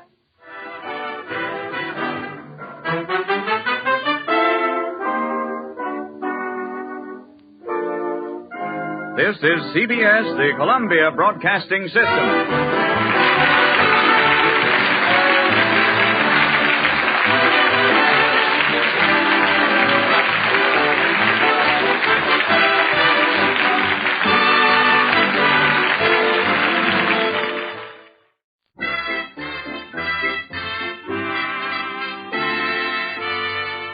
Lever Brothers Company, makers of Swan, the soap with the exclusive super creamed blend, presents Our Friend Swan. With my friend Irma. Starring Mary Wilson as Irma and Kathy Lewis as Jane. Friendship, friendship, Just a perfect friendship when other friendships have been forgot. Theirs will still be hot. My friend Irma.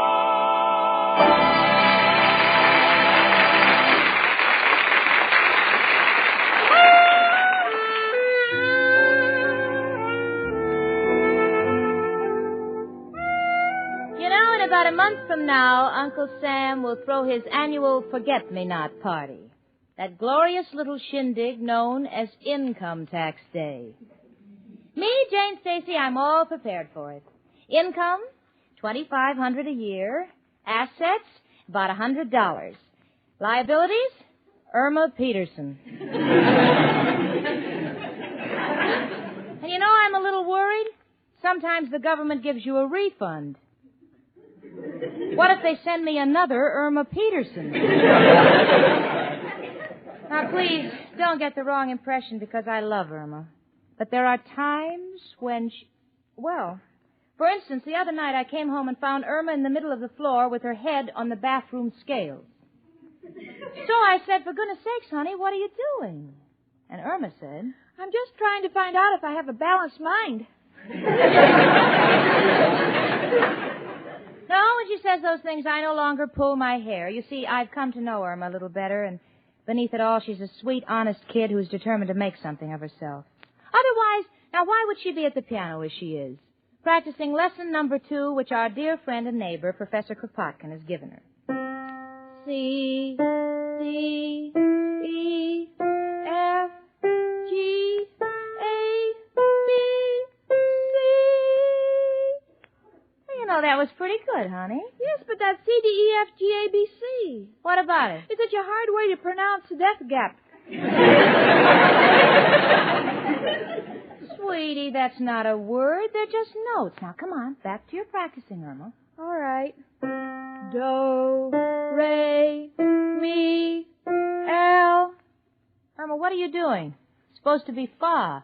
I know, but I always like Al next to me.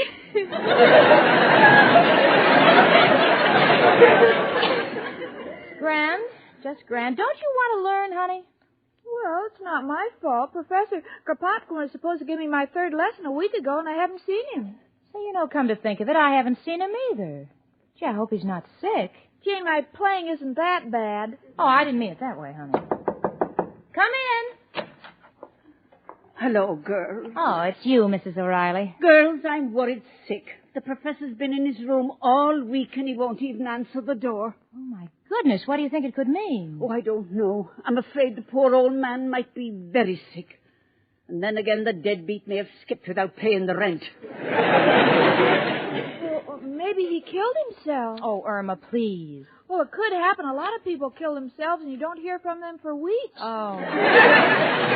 Irma, his socks are hanging down there on the line. So what? You know what they say. You can't take it with you. Well, I don't know what it's all about, but whatever it is, Mrs. O'Reilly, you have yourself to blame for it. The way you've kept nagging that sweet old man for the rent. I nag him? Well, that's ridiculous. I remember Christmas Eve we were singing Silent Night, and I didn't mention it once during the entire song. I'm surprised that you say such a thing, Janie. Oh, I didn't mean to hurt your feelings, Mrs. O'Reilly. Well, if you want to know, I'm the one who's been hurt. The way he goes around telling everyone I'm an old bat-faced cow. Well, why don't you sue him? He says he can prove it.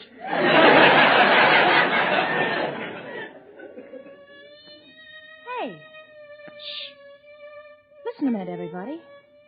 I think I hear a violin playing. Well, I'll open the window, Jane. Yeah, honey. Why, sure. It is a violin. It's coming from the professor's room. Oh, it's beautiful. I think I'll accompany him on the piano. No, you won't. Just sit quiet and listen. Well, he stopped. Oh, thank goodness the professor's okay. Well, how do you know? Well, honey, when a person is dying, you never hear them playing such beautiful music. Oh, that's not true. When my grandfather died, he fell against the Victrola and started the most wonderful concert you ever heard. Oh. Come in. It's only me, Professor Kropotkin. Hello, Hello, Professor. Girls. What is it, Professor? Girls, I just... Tell me, Mrs. O'Reilly, since when were you a girl? Oh, now, Professor, please. We've been so worried about you. Where have you been keeping yourself? Oh, girls, today is the happiest day of my life. Today I have finished my great masterpiece, my beautiful concerto. Oh, so that's what kept you locked up in your room. Sure. To write great music, a man must suffer. And nowhere in the world can a man suffer like in that room of mine. Oh, Professor, that's wonderful. I'm positively thrilled. It's really too exciting for words. Oh, Professor, I don't mean to be stupid, but what's a concerto? Irma, my little pigeon, a concerto is a piece of a man's life set to music. The agony of his soul, the torment of his youth, the anguish of his struggles, and the torture of his misery. Can you dance to it? Well, hardly. Irma, Mrs. O'Reilly, isn't it just wonderful? Oh, I can't catch my breath. Professor, you don't know how proud I'll be to be able to say, folks, this is the bed in which Professor Kropotkin slept. That's a lie. The only night I slept in that bed was when the ceiling fell on my head. Look here, you. No, now, listen, stop the bickering, both of you. Professor, come on, play your concerto. Come on. No, Jenny, darling, not now. I'm rushing down to the publishers now. I want them to hear it. All my dreams are wrapped up in the success of this concerto. Wish me luck. Oh, from the bottom of my heart, Professor. And I wish you luck, too. Oh, by the way, until I hear from you, shall I keep on playing the piano the way I have been? Only if you want to get arrested. Well, goodbye, girls, and keep your fingers crossed. Come on, Kropotkin, you mad genius, you.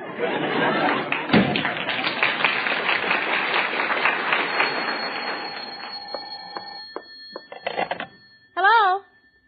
Who? Oh, Al. Yeah, she's here. What's delayed you? Oh, you had 2 teeth pulled? Why are you so upset? Only one of them was bad? Well, Al, I don't understand. Oh, they pulled the one with the gold to pay for the other one. Oh, yeah, I see. Yeah, all right.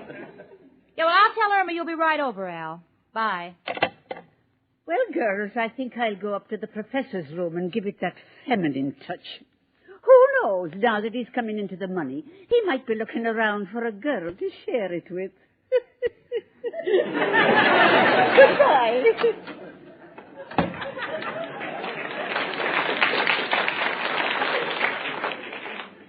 Oh, gee, sweetie, I hope the professor sells his concerto. You know, he's so nice and so honest. And he's worked so hard.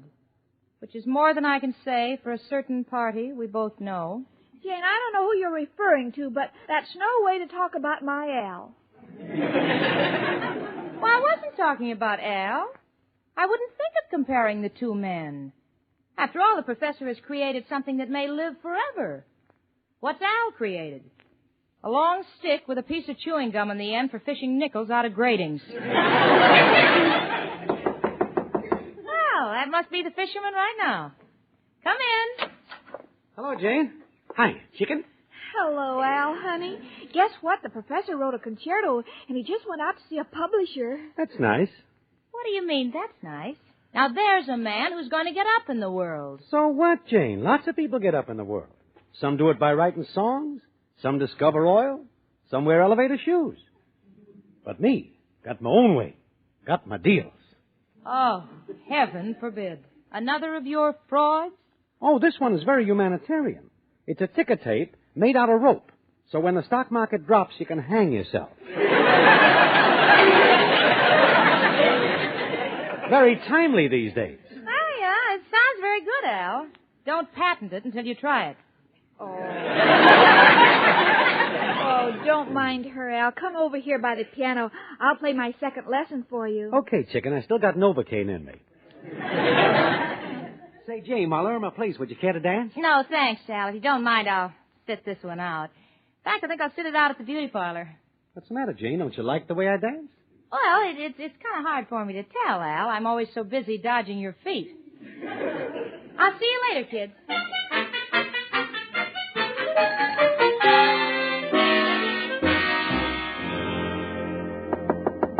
Come in. Oh, hiya, Professor. What are you so dejected about? Al, I'm a tired old man. I went to every publisher in New York, and they wouldn't even see me because I haven't got a name. Well, that's silly. You've got a name. Why don't you show him your driver's license? Hold it. Don't be miserable, Professor. How can I be happy? No musician will ever play my concerto. I'll play it. That's what I said. No musician will ever play my concerto. Oh, I'm so heartbroken. All those nights and days wasted. Oh, we're sorry, Professor. Honest, we are. I know you are, Emma, darling. Here, you can have my concerto. Come on, Kropotkin. You old failure, you. Poor guy. You know, Chicken, sometimes these geniuses don't know how to handle themselves. Got an idea. Can you play the Professor's Concerto, Chicken? Well, I'll try, Al.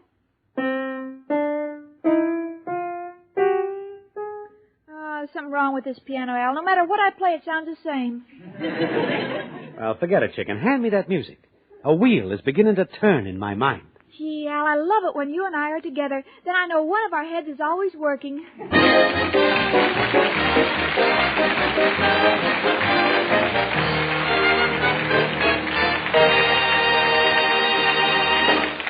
Say, lady, when you go out, do you sometimes wish you could be slipping on a soft, fabulously expensive mink coat? Well, if you would like a glamorous fur coat, then listen closely. You have a chance to win one in the exciting Lever $100,000 fur contest. Here are the prizes given away each week for 5 weeks. 1 $3,000 mink coat, 3 $1,000 fur coats, 5 smart fur jackets worth $500, as well as 320 other prizes of valuable furs and cash. Hello?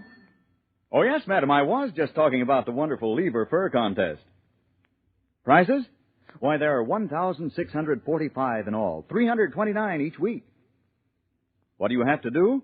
Why, it's simple. Just tell in 25 words or less why you like any one of these 6 Lever products. Swan Soap, Lux Flakes, Lux Toilet Soap, Lifebuoy, Rinso, or Spry. Then send in the wrapper or box top from one of these with your entry. How long does the contest run? Well, there are 3 contests left, and a new contest begins each week. Oh, certainly, you can send in as many entries as you like. Well, good luck. And, oh, say, don't forget to get your entry blank from your dealer. It will give you all the information you need. Goodbye. Be seeing you in Mink.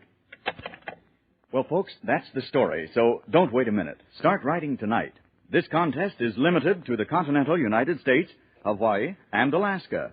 And say, here's a hint. Sincerity counts. Write in your own words. Be sure to print your name and address and the name and address of your Lever Products dealer. Mail your entry to Lever Fur Contest, Box 1, New York 8, New York. That address again is Lever Fur Contest, Box 1, New York 8, New York. Enter every week.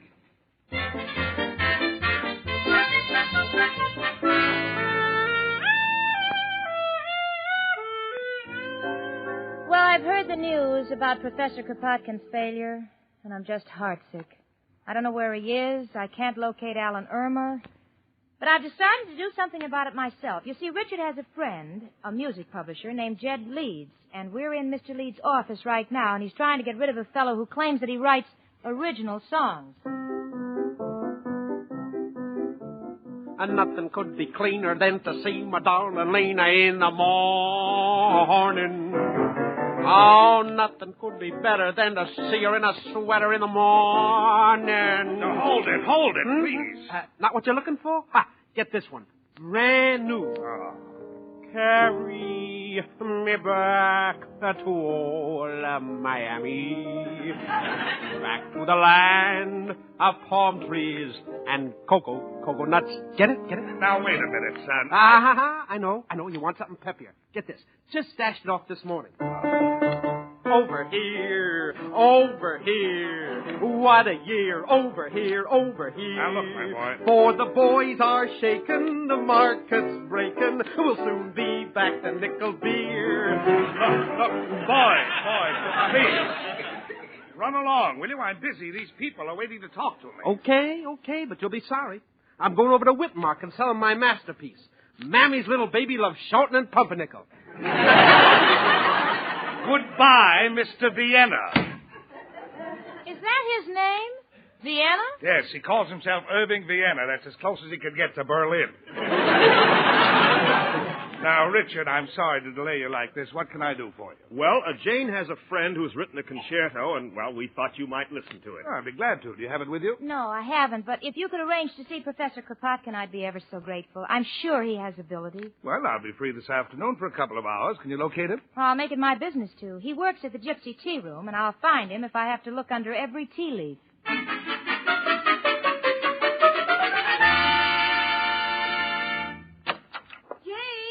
Jane, she's not here, Al. All the better, Chicken. Got a lot of work to do. What do you mean, Al? Chicken, just figured out why this concerto with the professors is no good. Why it'll never sell. Why, Al? Because it ain't got no words. It's got to have lyrics. Oh, but Al, do you think it's right for us to mess with the professor's concerto? Chicken, he's got to have help. If we don't mess with it, who will? I guess you're right, Al. But where will we get the words? Right out of our heads. Oh, I guess that's as good a place as any. Well, sure, Chicken. Now, the first thing we got to remember is that songs, like moving pictures, go in cycles. They all copy each other, see? Now, for instance, this week it's Ingrid Bergman in Arch of Triumph. Next week it'll probably be Betty Davis in Ditch of Despair. Now, what's the number one song today? Golden Earrings. Got our title. Silver Bracelets.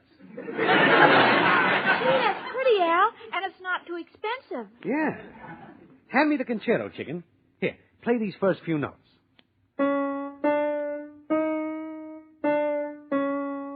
Yeah, all right, forget it. I know the rhythm. Now, let's see. Da-da-dee-da-da, silver bracelets. Oh, silver bracelets in the moonlight make me once again a youth. For I see the moon above you, sparkling down upon your tooth. No, Chicken. Spoils the beauty of the scene. Hey, let me try again. Want to get something southern. Mint juleps? No, got it. Silver bracelets in the moonlight where the Mississippi flows. For I see the moon above you, sparkling down upon your nose? No, Chicken. Forget about where it's sparkling. Now, we got to finish this song in a hurry. Got to get to a publisher and save the day for the professor. All right, Al. We'll take a different approach. Let's see now. Silver bracelets beneath the sky bring me back a lullaby. Banjos are strumming. People are humming. Sipping tea with lemon? No, Chicken. Need a good rhyme. Let's see. Strumming, humming. Only one man who can help us. Who, Al? Who else but... Hello, Joe. Al, got a problem. I'm writing a song. Want something to rhyme with banjos are strumming, people are humming. Huh? Cheese it, the cops are coming? No, Joe, I'll get something. Hey, Joe, by the way, do you know a good publisher?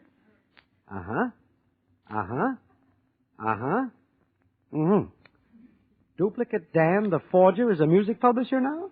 Okay, Joe. We'll see Duplicate Daddy. Thanks. Well, Chicken, got the publisher. Only need a few more words. Now, let me see. A rhyme for humming. Our life was rugged. We had no plumbing. No, Chicken. I'll get something. Let me see. Humming, strumming, humming.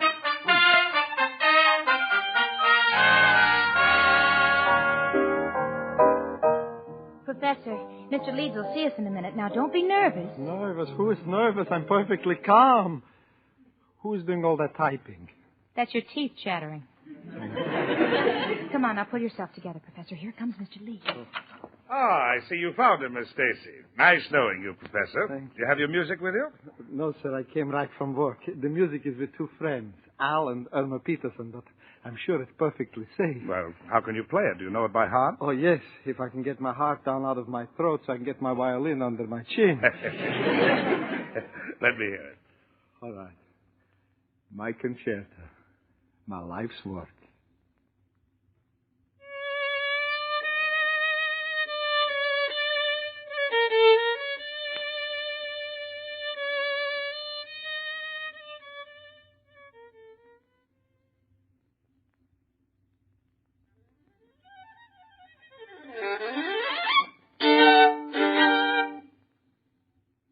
Mr. Leeds?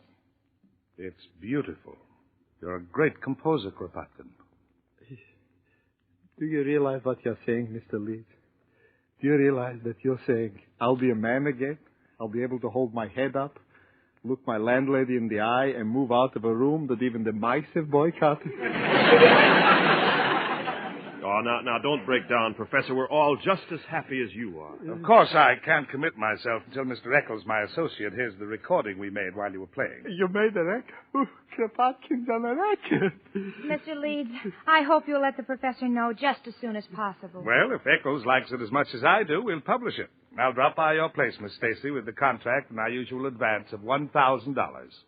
$1,000? Quick, I can't catch my breath. Here's a glass of water. How dare you? You give water to a multimillionaire. Tonight the champagne will flow.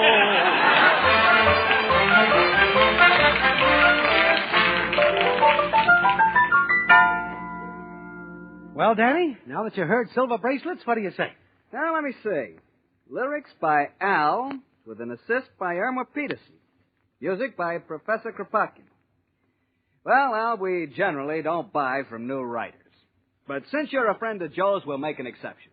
I'll give you $100 for all rights. You know, buy it outright. Boy, $100. Oh, gee, Jane will never forget us for what we've done for the professor. Just sign that paper while I look the lyrics over again. Silver bracelets on a ballerina in the Easter parade deep in the heart of Texas. 4 hits in one song. We got to click somewhere. Yeah, well, you can use just what you want. Here's the contract all signed, Daddy. Okay, and here's your check. Oh, if you want to hear the number, listen in tonight at 7. We'll have it introduced by 6 misses and a hit. Swell, Daddy. Come on, chicken. Let's go home and reap the rich rewards of the joy we have brought.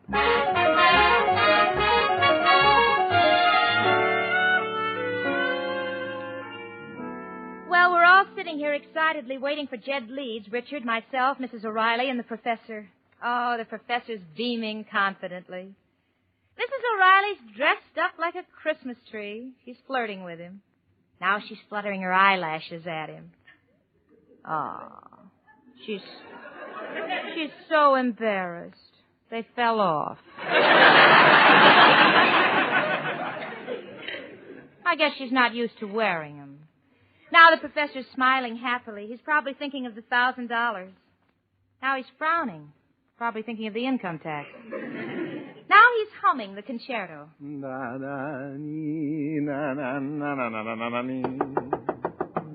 in.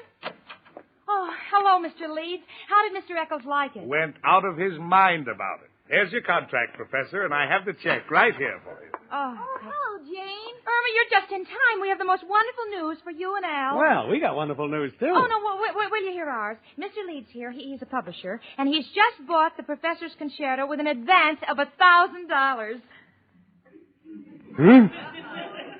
Huh? Now, what's your good news? Irma?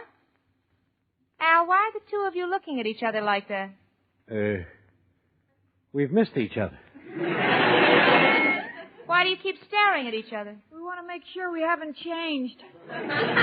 What's the difference? I'm the happiest man alive. Let there be rejoicing, laughter, music. Turn on the radio. Not now. It's 7 o'clock. And you wouldn't want to listen to 6 misses and a hit. Hold her, chicken. Wait a minute.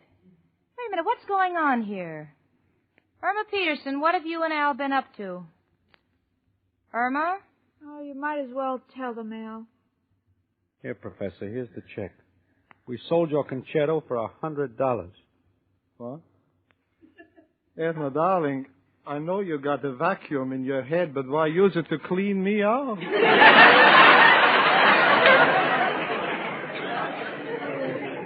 We're sorry, Professor. We just wanted to help. Well, I guess there's nothing more for me to say. Goodbye. Excuse me. Hello? Oh, just a minute, Mr. Leeds. Just a minute, please. It's for you. Oh, thank you. Yes? Oh, Eccles. What? What? You don't say. Well, we found out just in time. What is it? Your friend Kropotkin is a plagiarist. Our chief arranger says that this concerto was stolen from an old Hungarian air, note for note. Stolen? How can you say this? Why, that theme... That's mine. That's all mine. I'm very sorry, but our man never makes a mistake. Good day. Here's the $100 check, Professor. A check? How can you talk of money when my artistic integrity has been questioned? Life means nothing to me now. Goodbye. Oh, Irma, I'm worried. He may do something desperate. Come on, let's go up to his room. Yes, let's hurry. Professor! Professor! Please go away, girl. My heart is broken. I'm lying down. No, we're coming in. Oh, don't cry, Professor. But they called me a plagiarist, a thief. Well, don't let it get the best of you. Al doesn't. But I know it's original. Oh, sure it is, Professor, but these things happen, honest. Gee, you have $100, and you'll feel better after you have a good night's sleep. How can I sleep, Janie? They called me a plagiarist. Well, maybe I can sing you a lullaby. Oh, would you, Irma? Yes, do you have any special favorite one? Yes, Irma. One my mother used to sing to me in the old country. Well, how did it go? Da-da-dee, da-da-da-da-da-da-dee.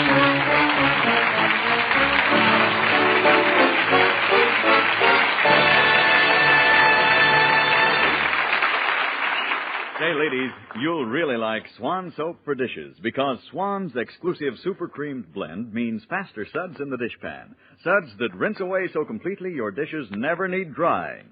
And super creamed blend means hand protection, too. Your hands come out of the dishpan smooth and lovely as ever. Yes, Swan soap is the perfect dishwashing soap, thanks to Swan's exclusive super creamed blend.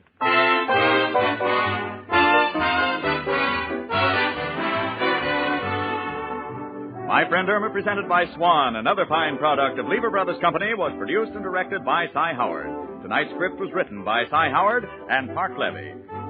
Say, men, how would you like a job that offered you regular pay increases, a chance to reach the top, all living expenses paid, free medical and dental care, early retirement, expert training, travel and adventure? Well, those are the opportunities the Navy offers you. And you can enlist now if you're 17 to 31 years old and a United States citizen in normal health. Yes, serve your country and get ahead at the same time. Enlist in the United States Navy. Frank Bankman speaking. Spry. Cakes are light and high. Spry. There's a reason why. Spry. Cakes improve with Spry. Rely on Spry. You bet there's a reason why Spry is the cake-making wonder. Spry has an amazing cake improver secret. Try the sure Spry one-bowl way and be certain of lighter, finer, richer cakes every time. No other type of shortening has Spry's Cake Improver secret. For new cake-making success, rely on Spry. Pure all-vegetable Spry with Cake Improver.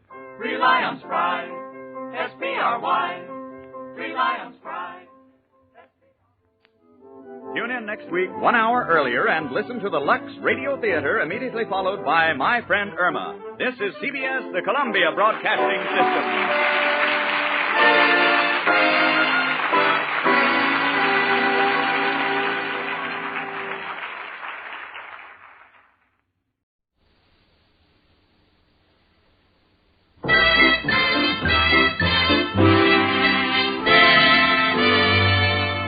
Folks, later we'll announce the winners of the first Lever Fur contest.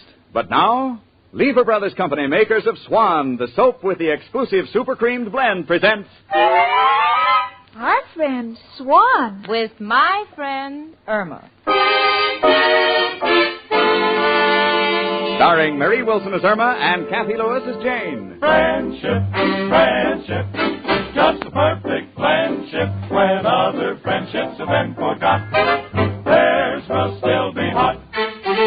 My friend Irma.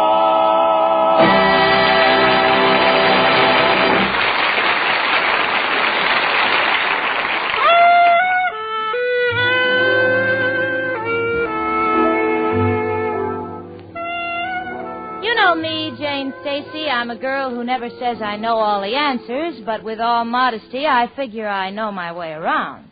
Then suddenly my roommate Irma Peterson comes out with one of her remarks, and Mother, I'm back at the Lost and Found department again.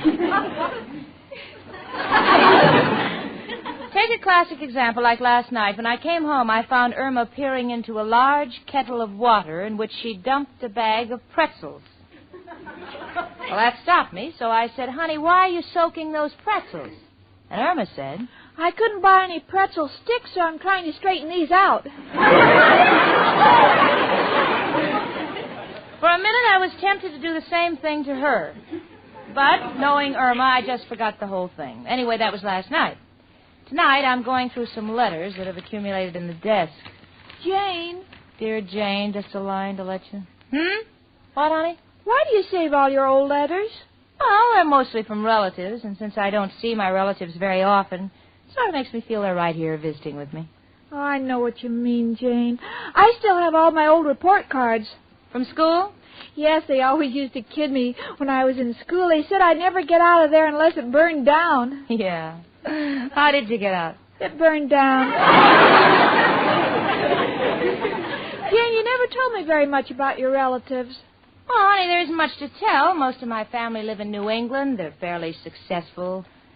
My father had a drugstore, and my mother's just like all mothers, a little beyond the descriptive power of words.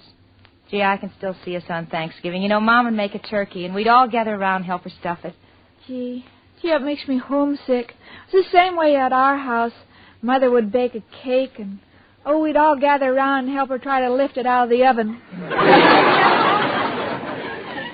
You know, honey, while we're on the subject of families, it's just occurred to me that you've been going with Al for quite some time, and you know nothing of his background. Come to think of it, I don't. Oh. Did he ever mention any brothers or sisters? No. In fact, he never even mentioned a mother or father. He's probably an only child.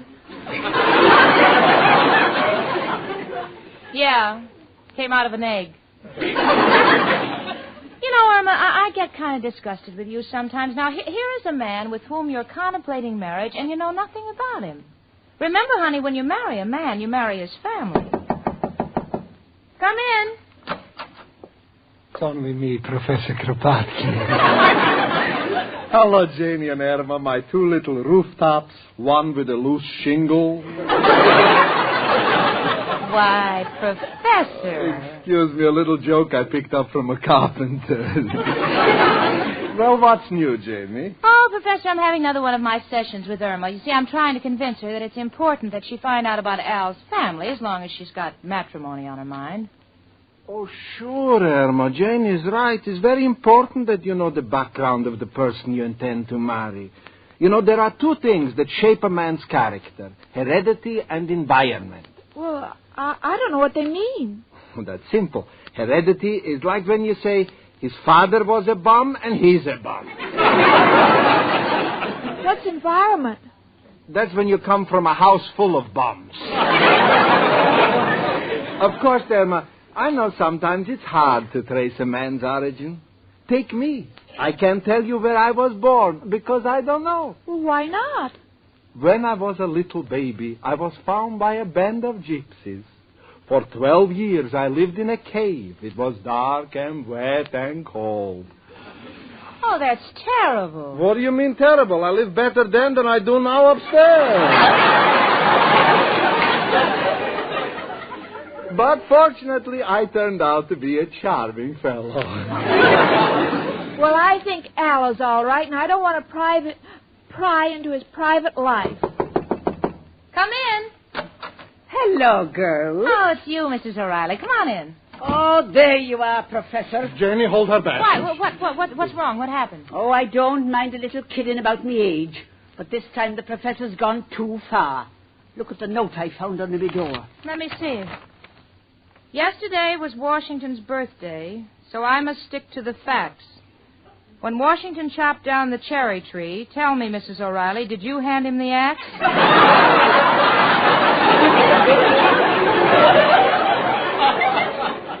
Oh, Professor. Well, you tell her to leave me alone. 1 minute she flirts with me, and the next she nags me for the rent. I don't want to have anything to do with her for love or money. Oh, you! No, please, the two of you. Now, hush. Look, Irma, to get back to Al and his family. Oh, it's no use talking. I'm not going to ask Al about his family background. Oh, but you should, me darling. I remember when I was a young girl. Oh, it seems like yesterday. Believe me, Mrs. O'Reilly, it's been a long day in between.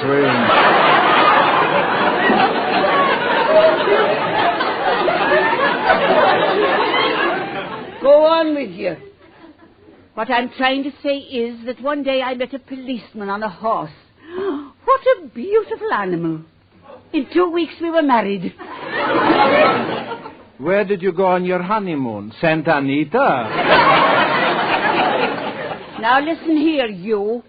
I don't mind you picking on me, but I'm trying to explain to Irma how important a man's family is. Sure, sweetie. We're just doing it for your own good. If Al was half a man, he'd tell you about himself. Well, Jane, don't be ridiculous. If he was half a man, he'd be too short for me. Oh, that must be Al. Come in. Hello, Jane. Hi, chicken. Hello, Al, honey. We were just running along, Al. Come on, Mrs. O'Reilly. I got a surprise for you. A surprise? Certainly. I'll show you the new window the wind put in my wall. Goodbye, girls. Sorry they went. Wanted to tell them about my new deal. Oh, no. Another one of your deals? What is it this time, Al? Putting feathers on frogs and selling them for squabs? Oh, no, nothing so amateurish. Got one a little off the beaten track. It's a special jacket for suspicious characters. So when a cop says, stick 'em up, a skirt falls down, he ain't got the nerve to frisk you. Gosh, Jane, wasn't it lucky? Wasn't I lucky to hook a fella like Al? I'm not so sure. I'd like to see the ones that got away. Now, if you'll excuse me, I'm going to take a shower. Honey, where's my shower cap? Oh, I lent it to Professor Kropotkin. It rained last night. Oh, it's grand. Well, I won't wet my hair. I'll just stand on my head. Caustic character? Well, chicken, what are we waiting for? Let's you and I take over the sofa. No, Al, I don't sit on the sofa with strangers. Strangers? Chicken, what are you talking about? Al, I don't know anything about you. Chicken, do you like the way I put my arms around you? Yes? You like the way I kiss you? The way I let you sit on my lap? Yes? And how can you say you don't know anything about me? That's beside the point. A man's lap has nothing to do with his background.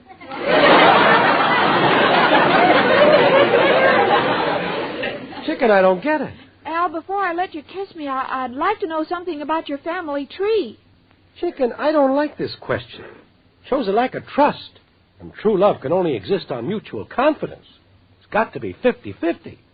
What do you mean 50-50? You don't ask me any questions, I don't give you any answers. You get it?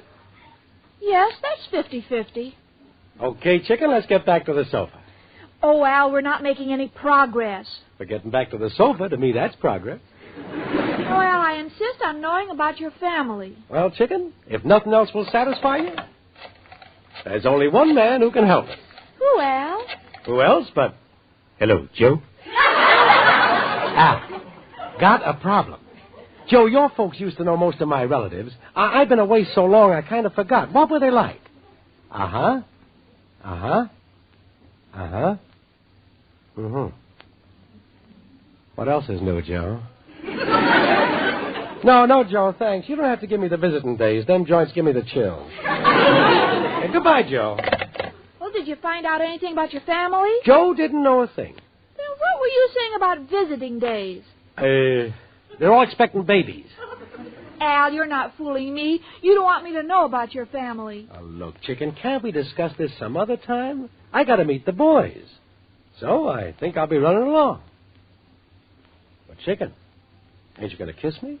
No, Al. You have no sisters, no brothers, no cousins or uncles, no one to identify you. How do I know it's you? No, Al. Goodbye. Well, if that's the way you feel, where's my coat? Goodbye. Irma.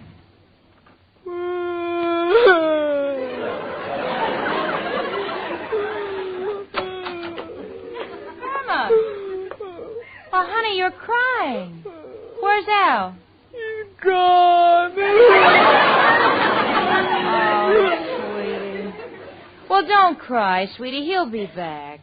Oh, gee, it's all my fault. I shouldn't have insisted in finding out about his past. After all, you love the guy, and Irma, what's that envelope on the floor by your feet? Envelope? Oh, this? Yeah. Is it yours? No. Oh, Jane, it has Al's name on it. Maybe he left me a note. I'll read it. Yeah, honey, if it's addressed to Al, you shouldn't read his mail. Oh, Jane. What is it, sweetie? It's a letter to Al from another woman. It says, "Dear baby, I just read your last letter, and it brought back those tender moments when I held you in my arms." Jane, I hate him. Oh, honey, let me see that letter. Elizabeth, New Jersey. Oh, so that's her name. Well, as far as I'm concerned, he can have Miss Jersey.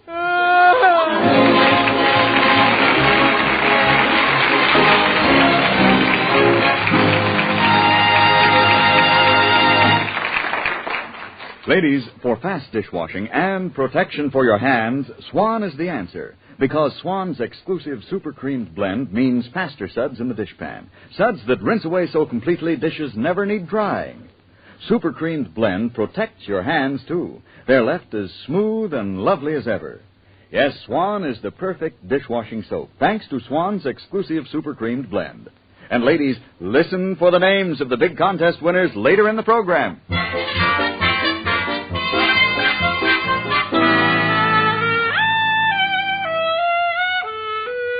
Well, poor Irma's heart is broken. Just broken. I've never seen her so upset since the night she thought Al called her an animal because he invited her to the Elks' dinner. Anyway, now she's convinced that Al is leading a double life, and since, in a way, I'm kind of responsible for the turn of events, I've decided to get to the bottom of this whole affair, and I phoned Al to come right over. Come in. Oh, Janie. Well, where's Irma? She went out. Al, I want to start off by telling you that I think you are the lowest type of cad there is, and that your despicable behavior is only equaled by your unmitigated, low-down, conniving methods. Look, Jane, if you call me down here just for a character analysis... Al, how could you do such a horrible thing? What horrible thing? Well, all right, I'll come to the point. Who is this other woman you've been running around with? Other woman? Jane, what kind of a dope do you take me for? I love Irma. Now, listen, Al, you're not playing with children. Take a look at this letter. Irma found it. Let me see. My darling baby. Oh, so that's where I lost it. Jane, this is part of a letter my mother wrote to me. Your mother? You have a mother? Well, sure I got a mother. How do you think I got here? War surplus? I got a mother in Elizabeth, New Jersey. Well, why have you been keeping it a secret? I can understand your mother not wanting it to get around, but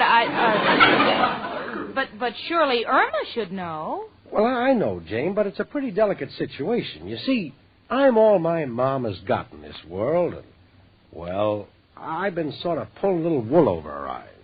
You mean she thinks you're working? More than that. I told her I'm a big success.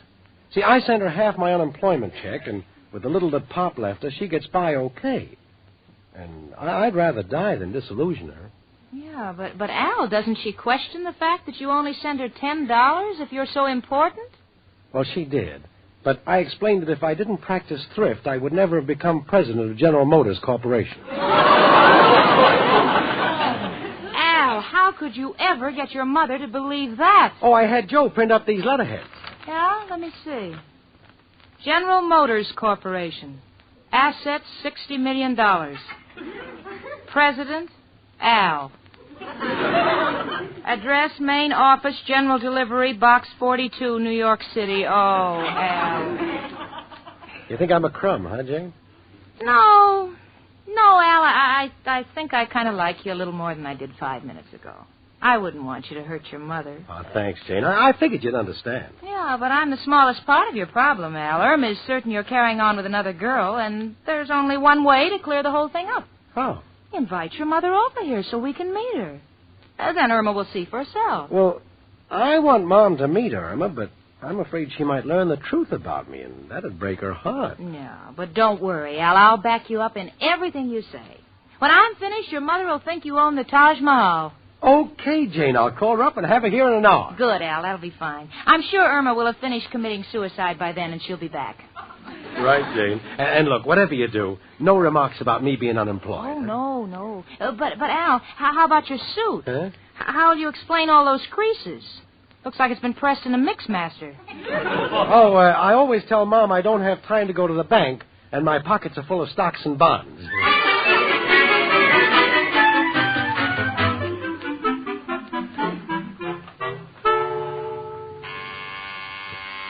If you're looking for Amber Lipscott, come right in. Hello, Amber. Irma, what are you doing up here in the Bronx?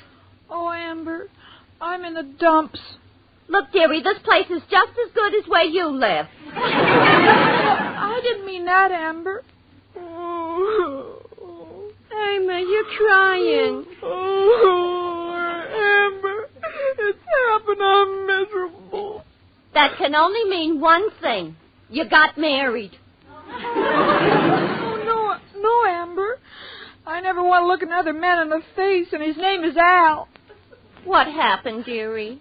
My Al is a two-timer. He's been going out with another woman. Oh, it's the same old story. You never can trust a man. And if you do find one you can trust, he ain't worth trusting. Oh, Amber, I'm so disappointed. I always thought my Al was different from other men. Well, he is different. He don't work. Say, how did you find out about this other woman, Irma? Oh, I found a letter from her. Oh, Amber, it's so hard to believe. Maybe I made a mistake. Maybe Al can explain it somehow. Dearie, they all have alibis. He'll give you some line like it was his dear old mother. Well, don't fall for it.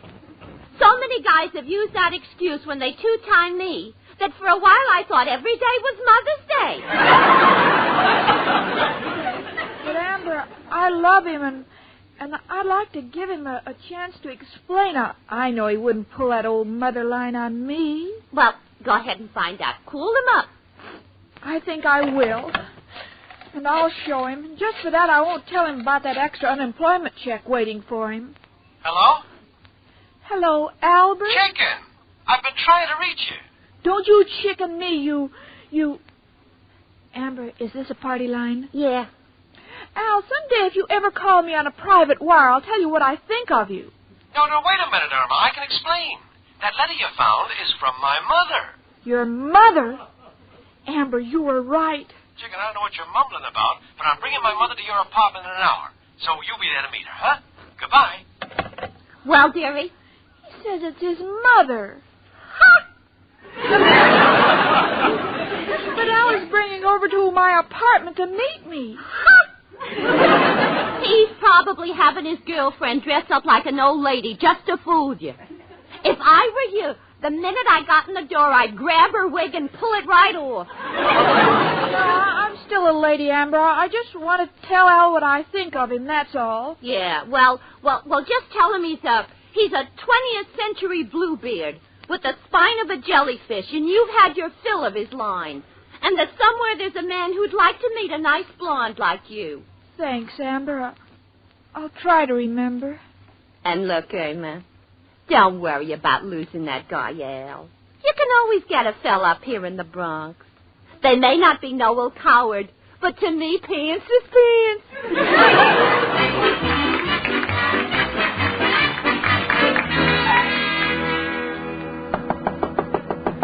Come in. Hello, Jane. I'd like to have you meet my mother. Just call her Mom. Oh, I'm very glad to know you, Mom. Come on in. Make yourself comfortable. Thank you, Jane. Albert has told me all about you. Where's Irma? Oh, she'll be here shortly. I was just about to have some tea. Will you join me? Oh, thank you. I drink as much tea as I can. You see, I feel that it helps Albert. Helps Albert? Yes, it comes from India. And Albert tells me he has a place there called the Taj Mahal.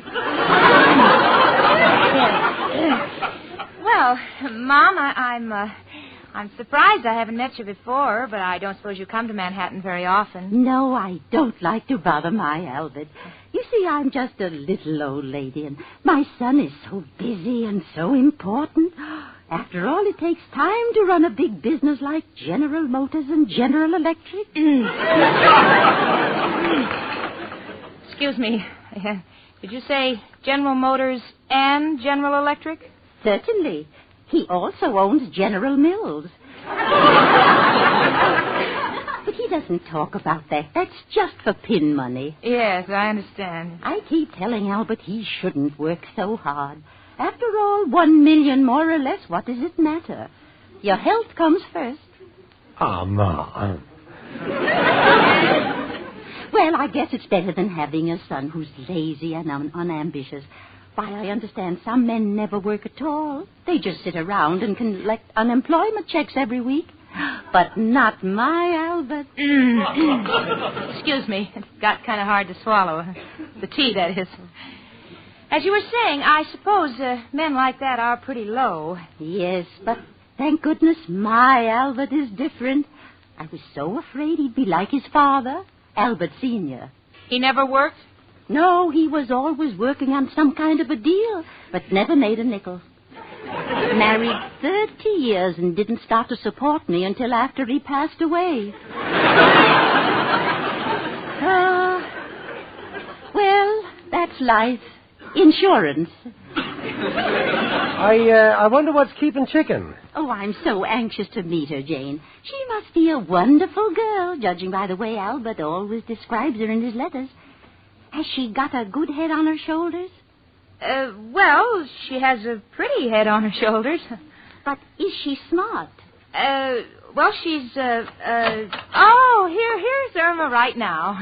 Hello, honey. Hi, Chicken. Al, you are a 20th century fish and are filled up with jelly. And there are plenty of men who would like a blonde girl with a blue beard. Hold it, Chicken. Irma, this is my mother. Oh, yeah? Irma. Please, I'm not so dumb. Oh, I'm glad. They kept avoiding that question. Now, who do you think you're kidding? What's new, Elizabeth? Elizabeth? Irma, listen. This is Al's mother. She comes from Elizabeth, New Jersey. You mean... Oh, Al, I'm so ashamed. Oh, well, Irma, it's very hard for most people to believe that a plain little lady like me could be the mother of such an important man. Thanks, Mom. Forget bygones, Irma. All right, and to think I was so angry. Why, I wasn't going to tell you that there's an extra check for you at the unemployment office.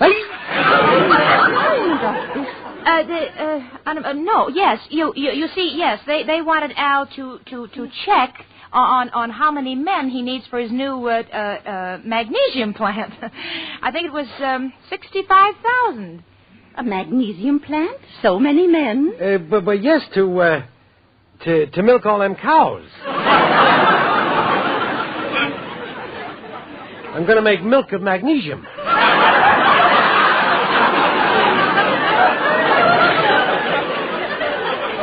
Oh, but you don't understand. The man at the unemployment... Irma, honey, Irma, dear, honey, let's all go out and have dinner, shall we? Oh, that's a great idea, but it's got to be on me, understand?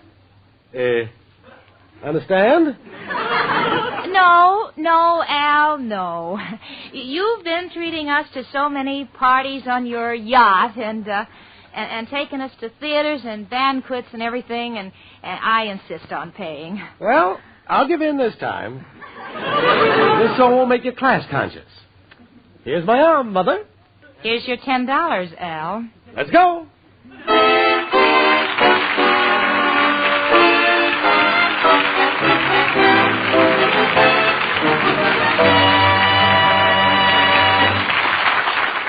Folks, in just a minute, there'll be an open telegram to the big winner in the first week of the $100,000 Lever Fur Contest, as well as the names of second prize winners. But first, have you entered this exciting fur contest yet? Here's all you do.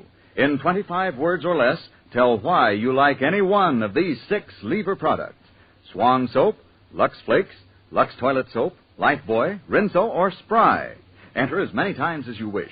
The contest is subject to rules on the entry blank at your dealers. Just enclose with each entry a wrapper or a box top from any one of these lever products. And remember, there are 1,645 prizes in all, 329 each week. Yes, each week there are prizes like these. 1 $3,000 mink coat, 3 $1,000 fur coats, 5 smart fur jackets worth $500, as well as 320 other prizes of valuable furs and cash. But now, an open telegram to the big winner of the first week's Lever Fur Contest. To Mrs. John D. Hargrave, 158 Brantley Street, Northeast Atlanta, Georgia. You win a $3,000 mink coat or the cash. Congratulations, Mrs. Hargrave. Here are the names of the second prize winners who win beautiful $1,000 fur coats or the cash. Mrs. Helen Hass, Cleveland, Ohio. Mrs. Mildred Sayward, South Windham, Maine. Mrs. Louis Binder, Philadelphia, Pennsylvania. The other 325 winners of valuable furs and cash will be notified by mail. It's not too late to enter. This week's contest closes February 29th. Think how grand you'd look in a gorgeous $3,000 mink coat. Send your entry now to Lever Fur Contest, Box 1, New York City. That's Lever Fur Contest, Box 1, New York City.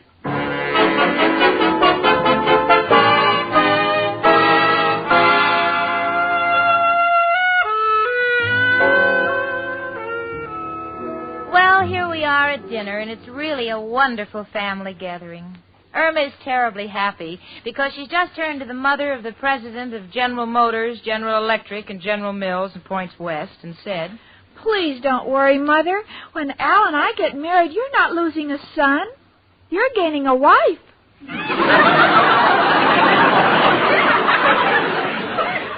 And you know, if that makes sense to you, you're no better off than my friend Irma.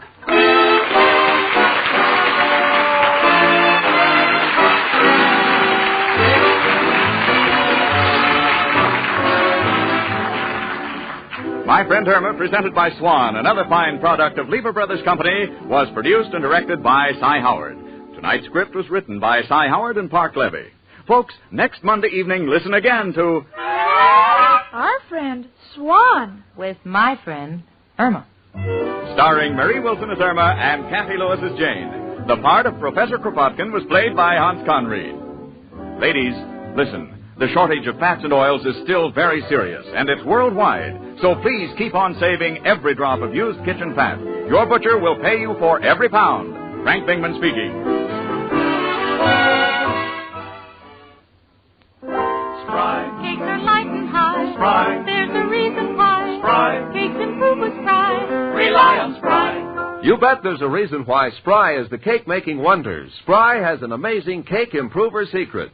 Try the sure Spry one-bowl way and be certain of lighter, finer, richer cakes every time. No other type of shortening has Spry's cake improver secret. For new cake-making success, rely on Spry. Pure, all-vegetable Spry with cake improver. Rely on Spry. S-P-R-Y. Rely on Spry. S-P-R-Y. Tune in next week 1 hour earlier and listen to the Lux Radio Theater immediately followed by My Friend Irma. This is CBS, where 99 million people gather every week. The Columbia Broadcasting System.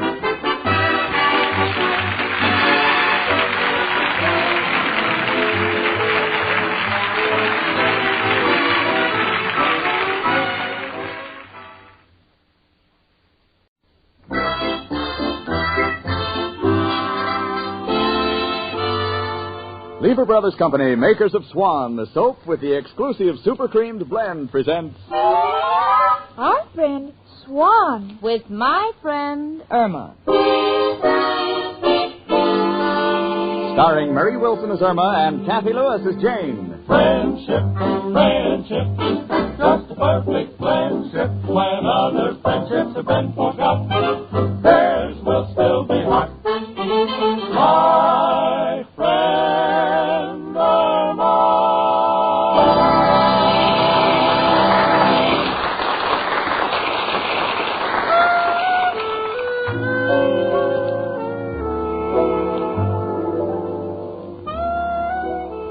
You know, living with Irma Peterson is a great education. You never know what you're going to learn next. For instance, the other evening when I came home, Irma had rolled up our carpet and placed it on the bed. So, naturally, I said, honey, why did you put the rug on the bed? And Irma said, I read that a carpet wears longer if it has a nap.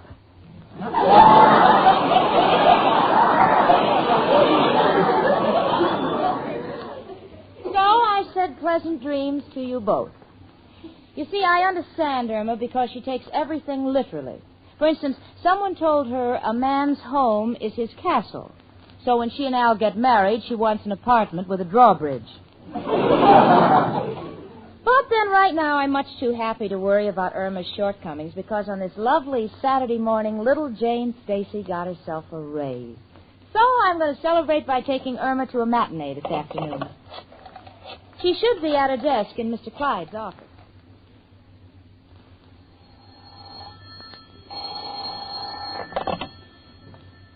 Milton J. Clyde, attorney at law. Whom shall I say is speaking? Honey, it's me. It's me, Jane. Oh, hello, Jane. Gee, you sound tired, sweetie. What's the matter? I've been typing all morning. My feet are killing me. I don't understand. Well, you know that bell that rings when you get to the end of a line? Well, I keep thinking there's someone at the door. I've been getting up every 10 minutes. Yeah. All right, honey, I'll take it up with the Remington people. Irma, I have good news for you. We're going to the theater this afternoon to celebrate because Richard just gave me a raise. Oh, Jane, I'm so happy for you. Gee, I can't understand why Mr. Clyde doesn't give me a raise.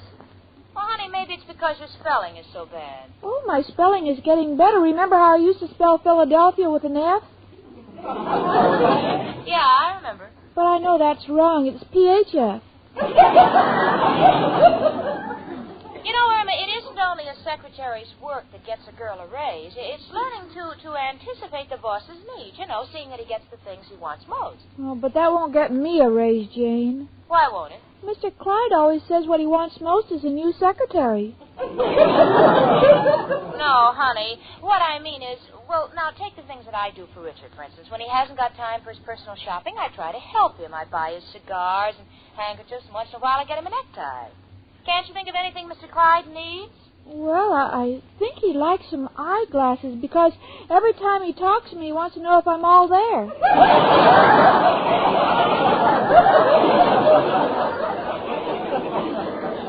Oh, Irma.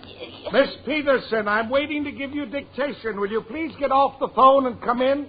What were you going to say, Jane? Irma, wasn't that Mr. Clyde's voice? Didn't he call you? Yes, but it's all right. I waved back at him. Well, honey, you better find out what he wants. I'll be by for you at noon, huh? We'll have lunch and then we'll go to the matinee. Miss Peterson, how many times must I tell you that when I call you, I don't want you waving at me as if I were leaving on the Queen Mary? Yes, sir.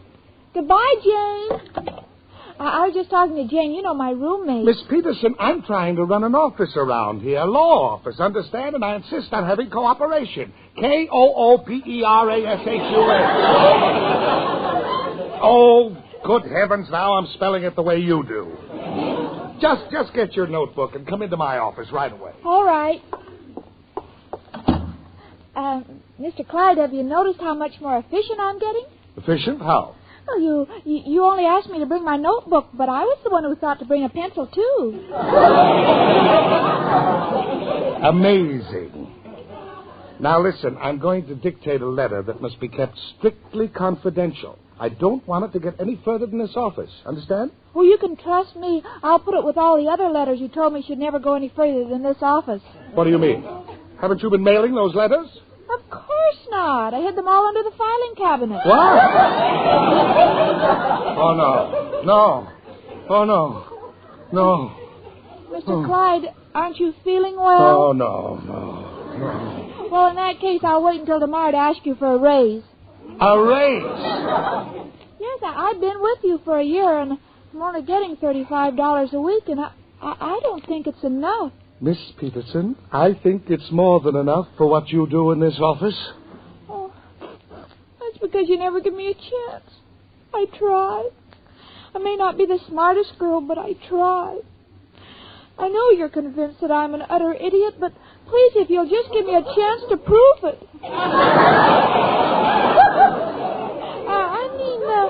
Let me help you. Let me do personal things for you. I'll get it, sir. Hello? Who? Hubert Tailoring? It's for you, Mr. Clyde. Thank you, Miss Peterson. That'll be all for now. Yes, sir. Hello? Oh, hello, Hubert. What time will my tuxedo be ready? Not until 5. Oh, it's no good. It's extremely urgent that I get it tonight because I'm addressing the Bar Association. Can you deliver it?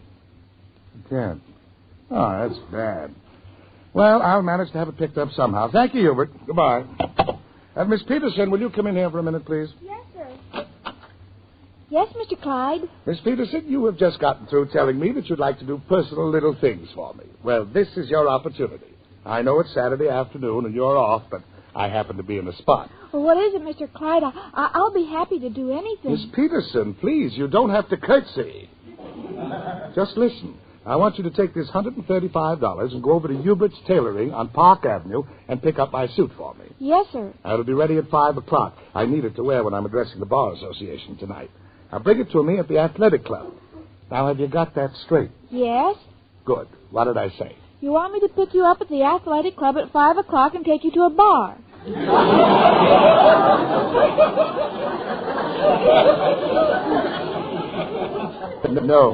No, Miss Peterson. Just pick up my suit. Here's the money. Oh, now I've got it straight. I'll pick up the suit at 5 o'clock and bring it to the Athletic Club. Fine. Mr. Clyde, do you think I'm doing doing a thing like this might help me get a raise? We shall see. I've got to run along now. Please don't let me down, Miss Peterson. Goodbye. You can trust me. Gee, I better count the money. 10, 20, 40, 80, 100, 10, 135. Hi, honey. Oh, hello, Jane. Hey, where'd you get all that money? Well, I have to pick up Mr. Clyde's suit at the tailor's at 5. Oh, gee, honey, you won't be able to go to the theater with me. I know, Jane, but this may lead to a raise. Yeah, that's right, honey. A job's a job. What play are you going to see? Streetcar Named Desire. Well, I don't mind missing it so much. I think if you've seen one streetcar, you've seen them all. Hello, Jane. Hiya, chicken. Hi, Al. Hello, Al, honey. Just dropped by to take you out to lunch. Oh, by the way, Jane, I just remembered I owe you $2. I'd like to pay you now if you can cash my unemployment check. Yeah. All right, Al, I'll cash it. Here you are. It's all endorsed. So I see. Al, what's the idea of that gold star next to your name? Got it for never being late. Well, chicken, what are your plans for this afternoon? Well, I was going to the theater with Jane, but I can't because I have to work. On Saturday afternoon? Yes, Al. Well, don't worry, chicken. Your working days are only temporary. Pretty soon, little Al will look after you. Oh, sure. Sure, just as soon as one of his deals comes through, like painting noodles gray and selling them for rubber bands. Great provider. I'll see you tonight, Irma. Good night, Al. You know, she's a little more snooty than usual today, chicken. How come? Well, she got a raise, Al, and I'm going to get one, too. You are? What happened? Well, Jane does personal things for Richard, and now I've got my chance to do personal things for Mr. Clyde. I'm picking up a suit for him at Hubert's Tailoring at 5 this afternoon. Well, how'll that get you a raise? Well, when you do little things like that for your boss, you're indispensable. Chicken, that's the wrong approach. A messenger boy does the same thing. That man is treating you like you're nothing. Running errands will get you no place. It's the personal touch that counts. Personal touch? Well, that's what Jane said, but that's what I'm doing. No, chicken. Knew a fellow named Sam. Worked for a big corporation. Was getting nowhere. Then Sam decided to use the personal touch. And one morning, he started coming in and slapping the boss on the back. Well, gradually, the boss's back started caving in. Before you knew it, Sam was head of the company. But, Al, this is an important errand. After all, Mr. Clyde entrusted me with $135 to pay for the suit. Chicken, I repeat, what you're doing a messenger boy could do. But we can change this entire thing into a golden opportunity for you. How? Have seen the type of suit your boss wears. Nothing. No class. Got it. We'll show you how to get in real good with your boss. You not only get him a better suit, but you also save him money. Then he'll know that you're not only a great secretary, but also have a shrewd mind. But, Al, do you think I can fool him like that? Only with my help. Well, what do you suggest, Al, honey? Do not go to Hubert's. We'll spend the afternoon shopping and pick up a real bargain. Al, the suit has to be extra special because he's going to wear it when he speaks before the Bar Association tonight. Chicken know just what he needs for the Bar Association. No one has had as many lawyers around him as I have. Leave it to me. When I'm finished with your boss, you will be starting on a new career. Oh, Al, you're a darling. You know, sometimes I feel so empty inside, and then you put ideas in my head, and it feels solid again.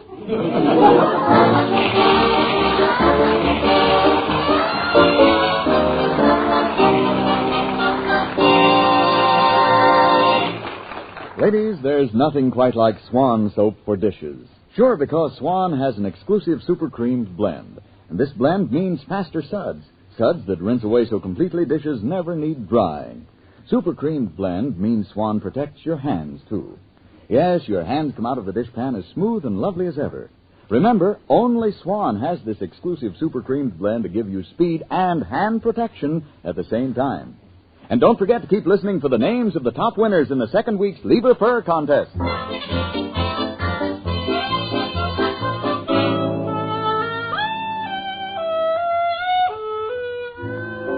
Just got home from seeing a streetcar named Desire. Since everything here looks quite normal, I know that Irma hasn't been here yet. You see, Irma uses a code to let me know what she's doing. For instance, if I come home and I find a cup of coffee and a pair of shoes on the pillow, that's to let me know she couldn't sleep because she had coffee, so she's gone for a walk. Hello? Hello. Is Irma Peterson there? No, she's not. This is Jane Stacy, her roommate. Who's this? This is Mr. Clyde. Oh, yes, Mr. Clyde. What can I do for you? Miss Stacy, do you know where Irma is?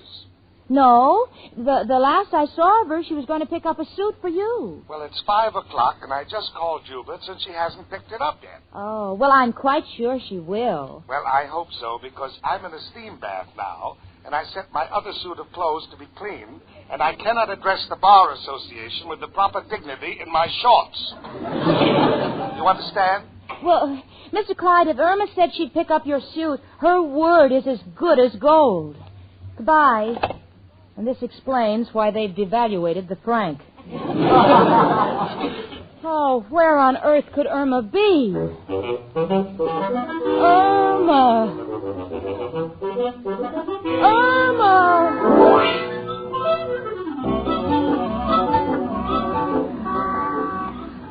Al, it's 5 o'clock and we still don't have a suit for Mr. Clyde. Maybe we ought to pick it up at Hubert's. Chicken, nothing ventured, nothing gained. I've saved the best for the last. This is a place they tell me is real classy. Let's go in.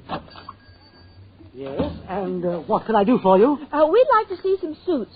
Certainly, for your husband? No, my husband and I aren't married yet. I mean, this is for someone else. All right, now, what did you have in mind? Could you describe the gentleman? Yes, he has gray hair, belongs to the Bar Association, and he's married. Do you think he ought to have pleats? Please, Chicken. Madam, let us start all over again. Can you tell me what size the gentleman wears? What size do you wear? I'm a 38. I'm a 12. Mr. Clyde is built more like you. Of course, if he were built like me, he'd be Mrs. Clyde.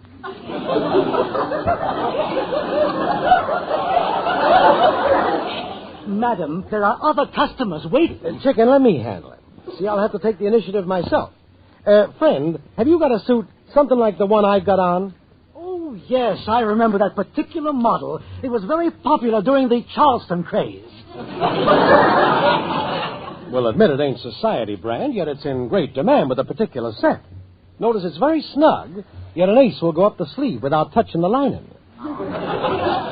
Please, I wish you'd decide that there are other customers waiting. Wait a minute. See the one we need. That brown herringbone with the triangular checks. What are you asking for it? $100. What are you taking for it? $50. Sold for $35. Thank you. I'll wrap it up.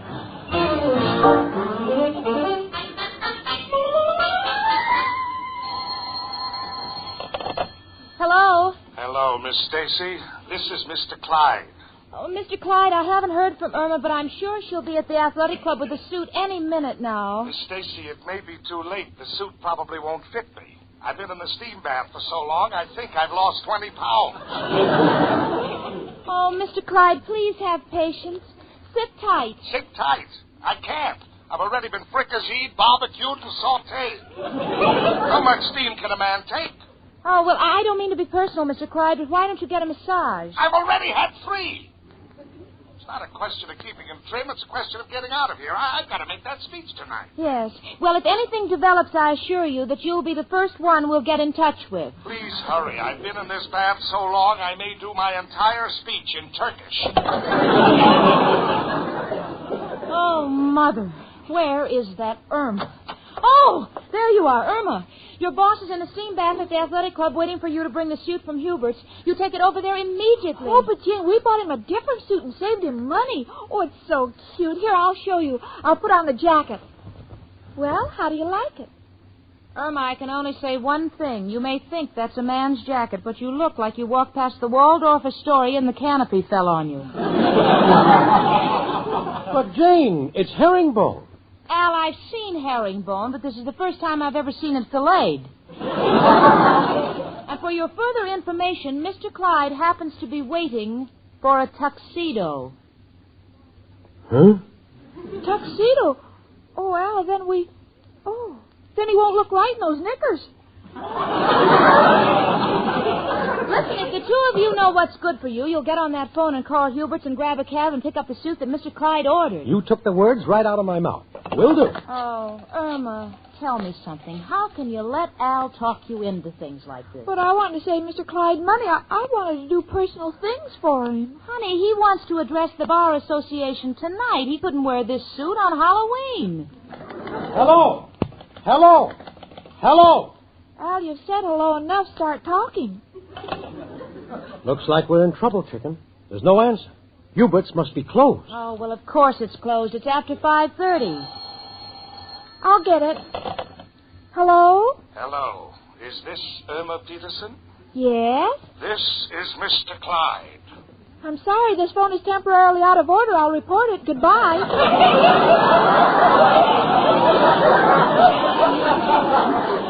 Oh, no.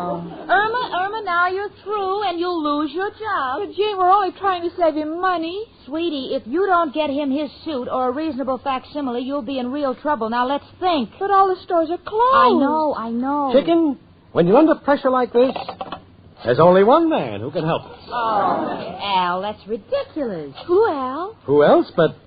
Hello, Joe? Al, got a problem. Must have a tuxedo. What do you mean it's easy? Don't you know all the stores are closed? Oh, with you, that's no problem. Now, hold it, Al. You're not stealing a tuxedo. Just feeling the man out. Look, Joe, must have a tuxedo if only for the night. Do you have one? Oh, you loaned yours to Honest Louis. Yeah, but I thought... Oh, no, Joe, we can't dig him up just for that. Al, will you quit talking to Joe? Let's rent a tux. Thanks, huh? Joe, but must check other angles. So long. Oh, dear. Now, let me think. Where can we get a tuxedo at this time of night? Irma, I just can't understand you. Now, don't pick on me, Jane. I admit I'm not perfect. Oh, honey, when you say you're not perfect, it's like Jesse James admitting he's not a choir boy. Oh, Irma, that poor man is waiting. Your job is right out of the window if we don't get him a tuxedo. Come in. It's only me, Professor Kropotkin. Hello, Janie and Irma, my two little daffodils. One a little dilly, one a little daffy. Professor, you're wearing a tuxedo. Certainly. On Saturday nights at the Gypsy Tea Room, it's strictly formal. We even leave the tails on the fish. Why do you ask? Well, I was supposed to pick up a tuxedo for my boss, and there was a little mistake, and the place is closed, and I may lose my job. Got an idea. Professor, could you loan us your tux just for tonight? It'll sure help Chicken. Oh, Al, we can't ask the professor for his tuxedo. He needs it for his work. No, please, Jenny. I'm the better judge of that. If my little Irma's in trouble, I must help her. So if it helps Irma, she can have the tuxedo. So I don't go to work tonight. After all, money isn't everything. What kind of a stupid saying is that? Yeah, but your job, Professor... Oh, who cares? After all, am I indispensable? So someone else will read fortune. Someone else will wash dishes. Someone else will wait on tables. Someone else will play the violin. Someone else will wash the floors. Someone else... You know something? I'll be glad for the vacation. I've been working too hard. Gee, that's just wonderful of you, Professor. It may save Irma's job. Gee, Professor, I sure appreciate it. Anything for you, my darling. Al, come upstairs. If you'll excuse the expression, to my room. I'll take the tuxedo off, and you can take it to Irma's boss. Okay. Oh, wait a minute. The professor's a much thinner man than Mr. Clyde. Not anymore. Mr. Clyde's been in that steam room too long.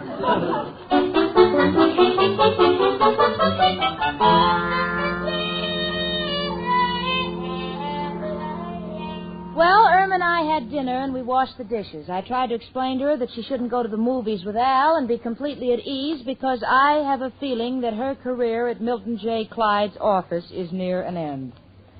After all, even if the professor's tuxedo saved the night, Irma will be a dead pigeon on the following day. So I tactfully suggested that Irma resign before she's fired, so now she's writing her letter of resignation. Jane, how does this sound? Dear Mr. Clyde, inasmuch as I don't expect to be with you much longer because we don't see eye to eye, I would like to ask a favor of you. If anyone ever asks for a reference on me, please remember you're describing a lady and don't say anything. Regards, your ex-secretary, Irma Peterson. Come in. Good evening, Miss Peterson. I was in the neighborhood, so I decided to drop in and tell you something. Now, just a minute, Mr. Clyde. There's no need to be sarcastic. Irma's realized her mistake, and she's ready to resign, and I won't let you abuse her. Abuse her? I've come here to give her a raise. A raise? What do you mean? That tuxedo you gave me. I was making my speech before the Bar Association, and it was getting duller by the minute. They were all falling asleep on me. I was mortified. Suddenly, I raised my hand to make an emphatic gesture, and the shirt front lit up and said, "Fortune's red, 50 cents."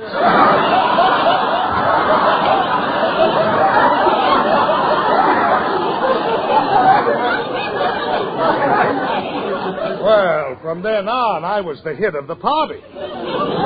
And believe me, any secretary who can anticipate her boss's predicaments is certainly worth more than $35 a week. Oh, Mr. Clyde, do you mean you're going to give me a raise? Yes.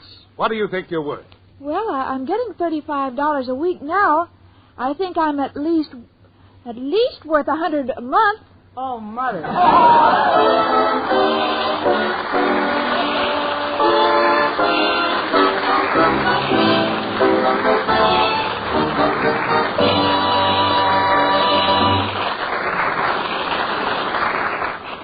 Folks, later I'll give you the names of the top winners in the second week of the $100,000 Lever Fur contest. But first, listen.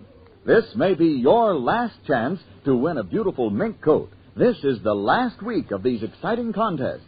You have only until March 14th to get your last entries in the mail. So hurry. Here's all you do. In 25 words or less, tell why you like any one of these 6 Lever products. Lux Flakes, Lux Toilet Soap, Lifebuoy, Rinso, Spry, or Swan Soap. Enclose a wrapper or box top from one of these with your entry. Remember, the contest is subject to rules on the entry blank at your dealers. There are still 329 prizes. Yes, wonderful prizes like these. 1 $3,000 mink coat. 3 $1,000 fur coats. 5 fur jackets, each worth $500, as well as 320 other prizes of valuable furs and cash. But now, here they are, top winners in the second week's Lever Fur contest. First prize, Mrs. Scott J. Hinch, 534 Riverside Drive, Piqua, Ohio. You win a gorgeous $3,000 mink coat or the cash. Congratulations, Mrs. Hinch. And here are the names of the second prize winners. You each win a beautiful $1,000 fur coat or the cash. Mrs. Clarence Egan, 2610 First Avenue North, Leeds, Alabama. Mrs. Helen Walker Lyman, 8809 Southwest Bertha Beaverton Highway, Beaverton, Oregon. Mrs. George Meslins, 7364 Maryland Avenue, University City, 5, Missouri. Congratulations to you all. The other 325 winners of valuable furs and cash will be notified by mail. And remember, folks, it's not too late to enter. You may be wearing a luxurious $3,000 mink coat. So send your entry right away to Lever Fur Contest, Box 1, New York City. That's Lever Fur Contest, Box 1, New York City.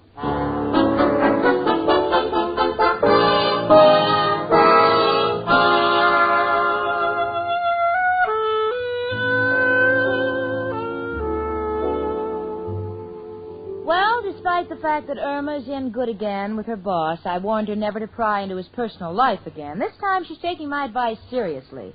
In fact, the other day, Mr. Clyde tripped and knocked himself unconscious.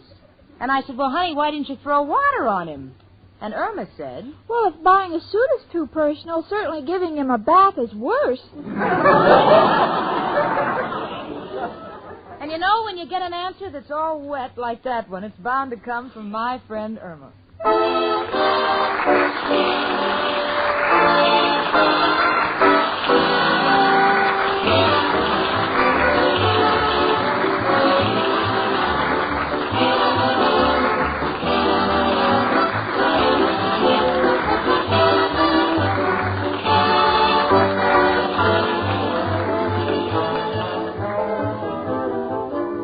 My Friend Irma, presented by Swan, another fine product of Lever Brothers Company, was produced and directed by Cy Howard. Tonight's script was written by Cy Howard and Park Levy.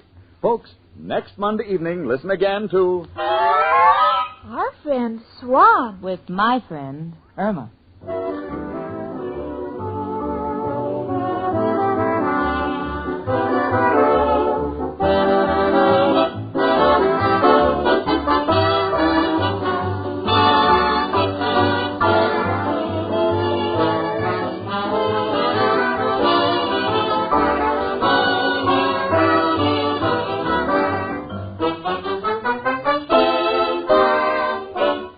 My Friend Irma stars Marie Wilson as Irma and Kathy Lewis as Jane.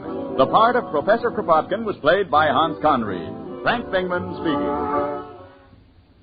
Spry. Cakes are light and high. Spry. There's a reason why. Spry. Cakes improve with Spry. Rely on Spry. Yes, there's a reason why Spry is the cake-making wonder. Spry has an amazing cake improver secret. Try the Spry one-bowl way and be certain of lighter, finer, richer cakes every time. No other type of shortening has Spry's cake improver. For new cake-making success, rely on Spry, the pure, all-vegetable shortening. Rely on Spry. S-P-R-Y. Rely on Spry. S-P-R-Y.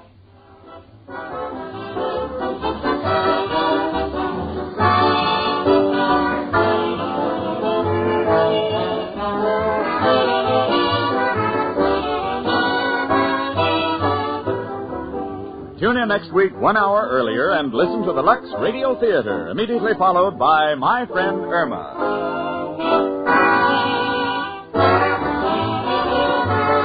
This is CBS, the Columbia Broadcasting System.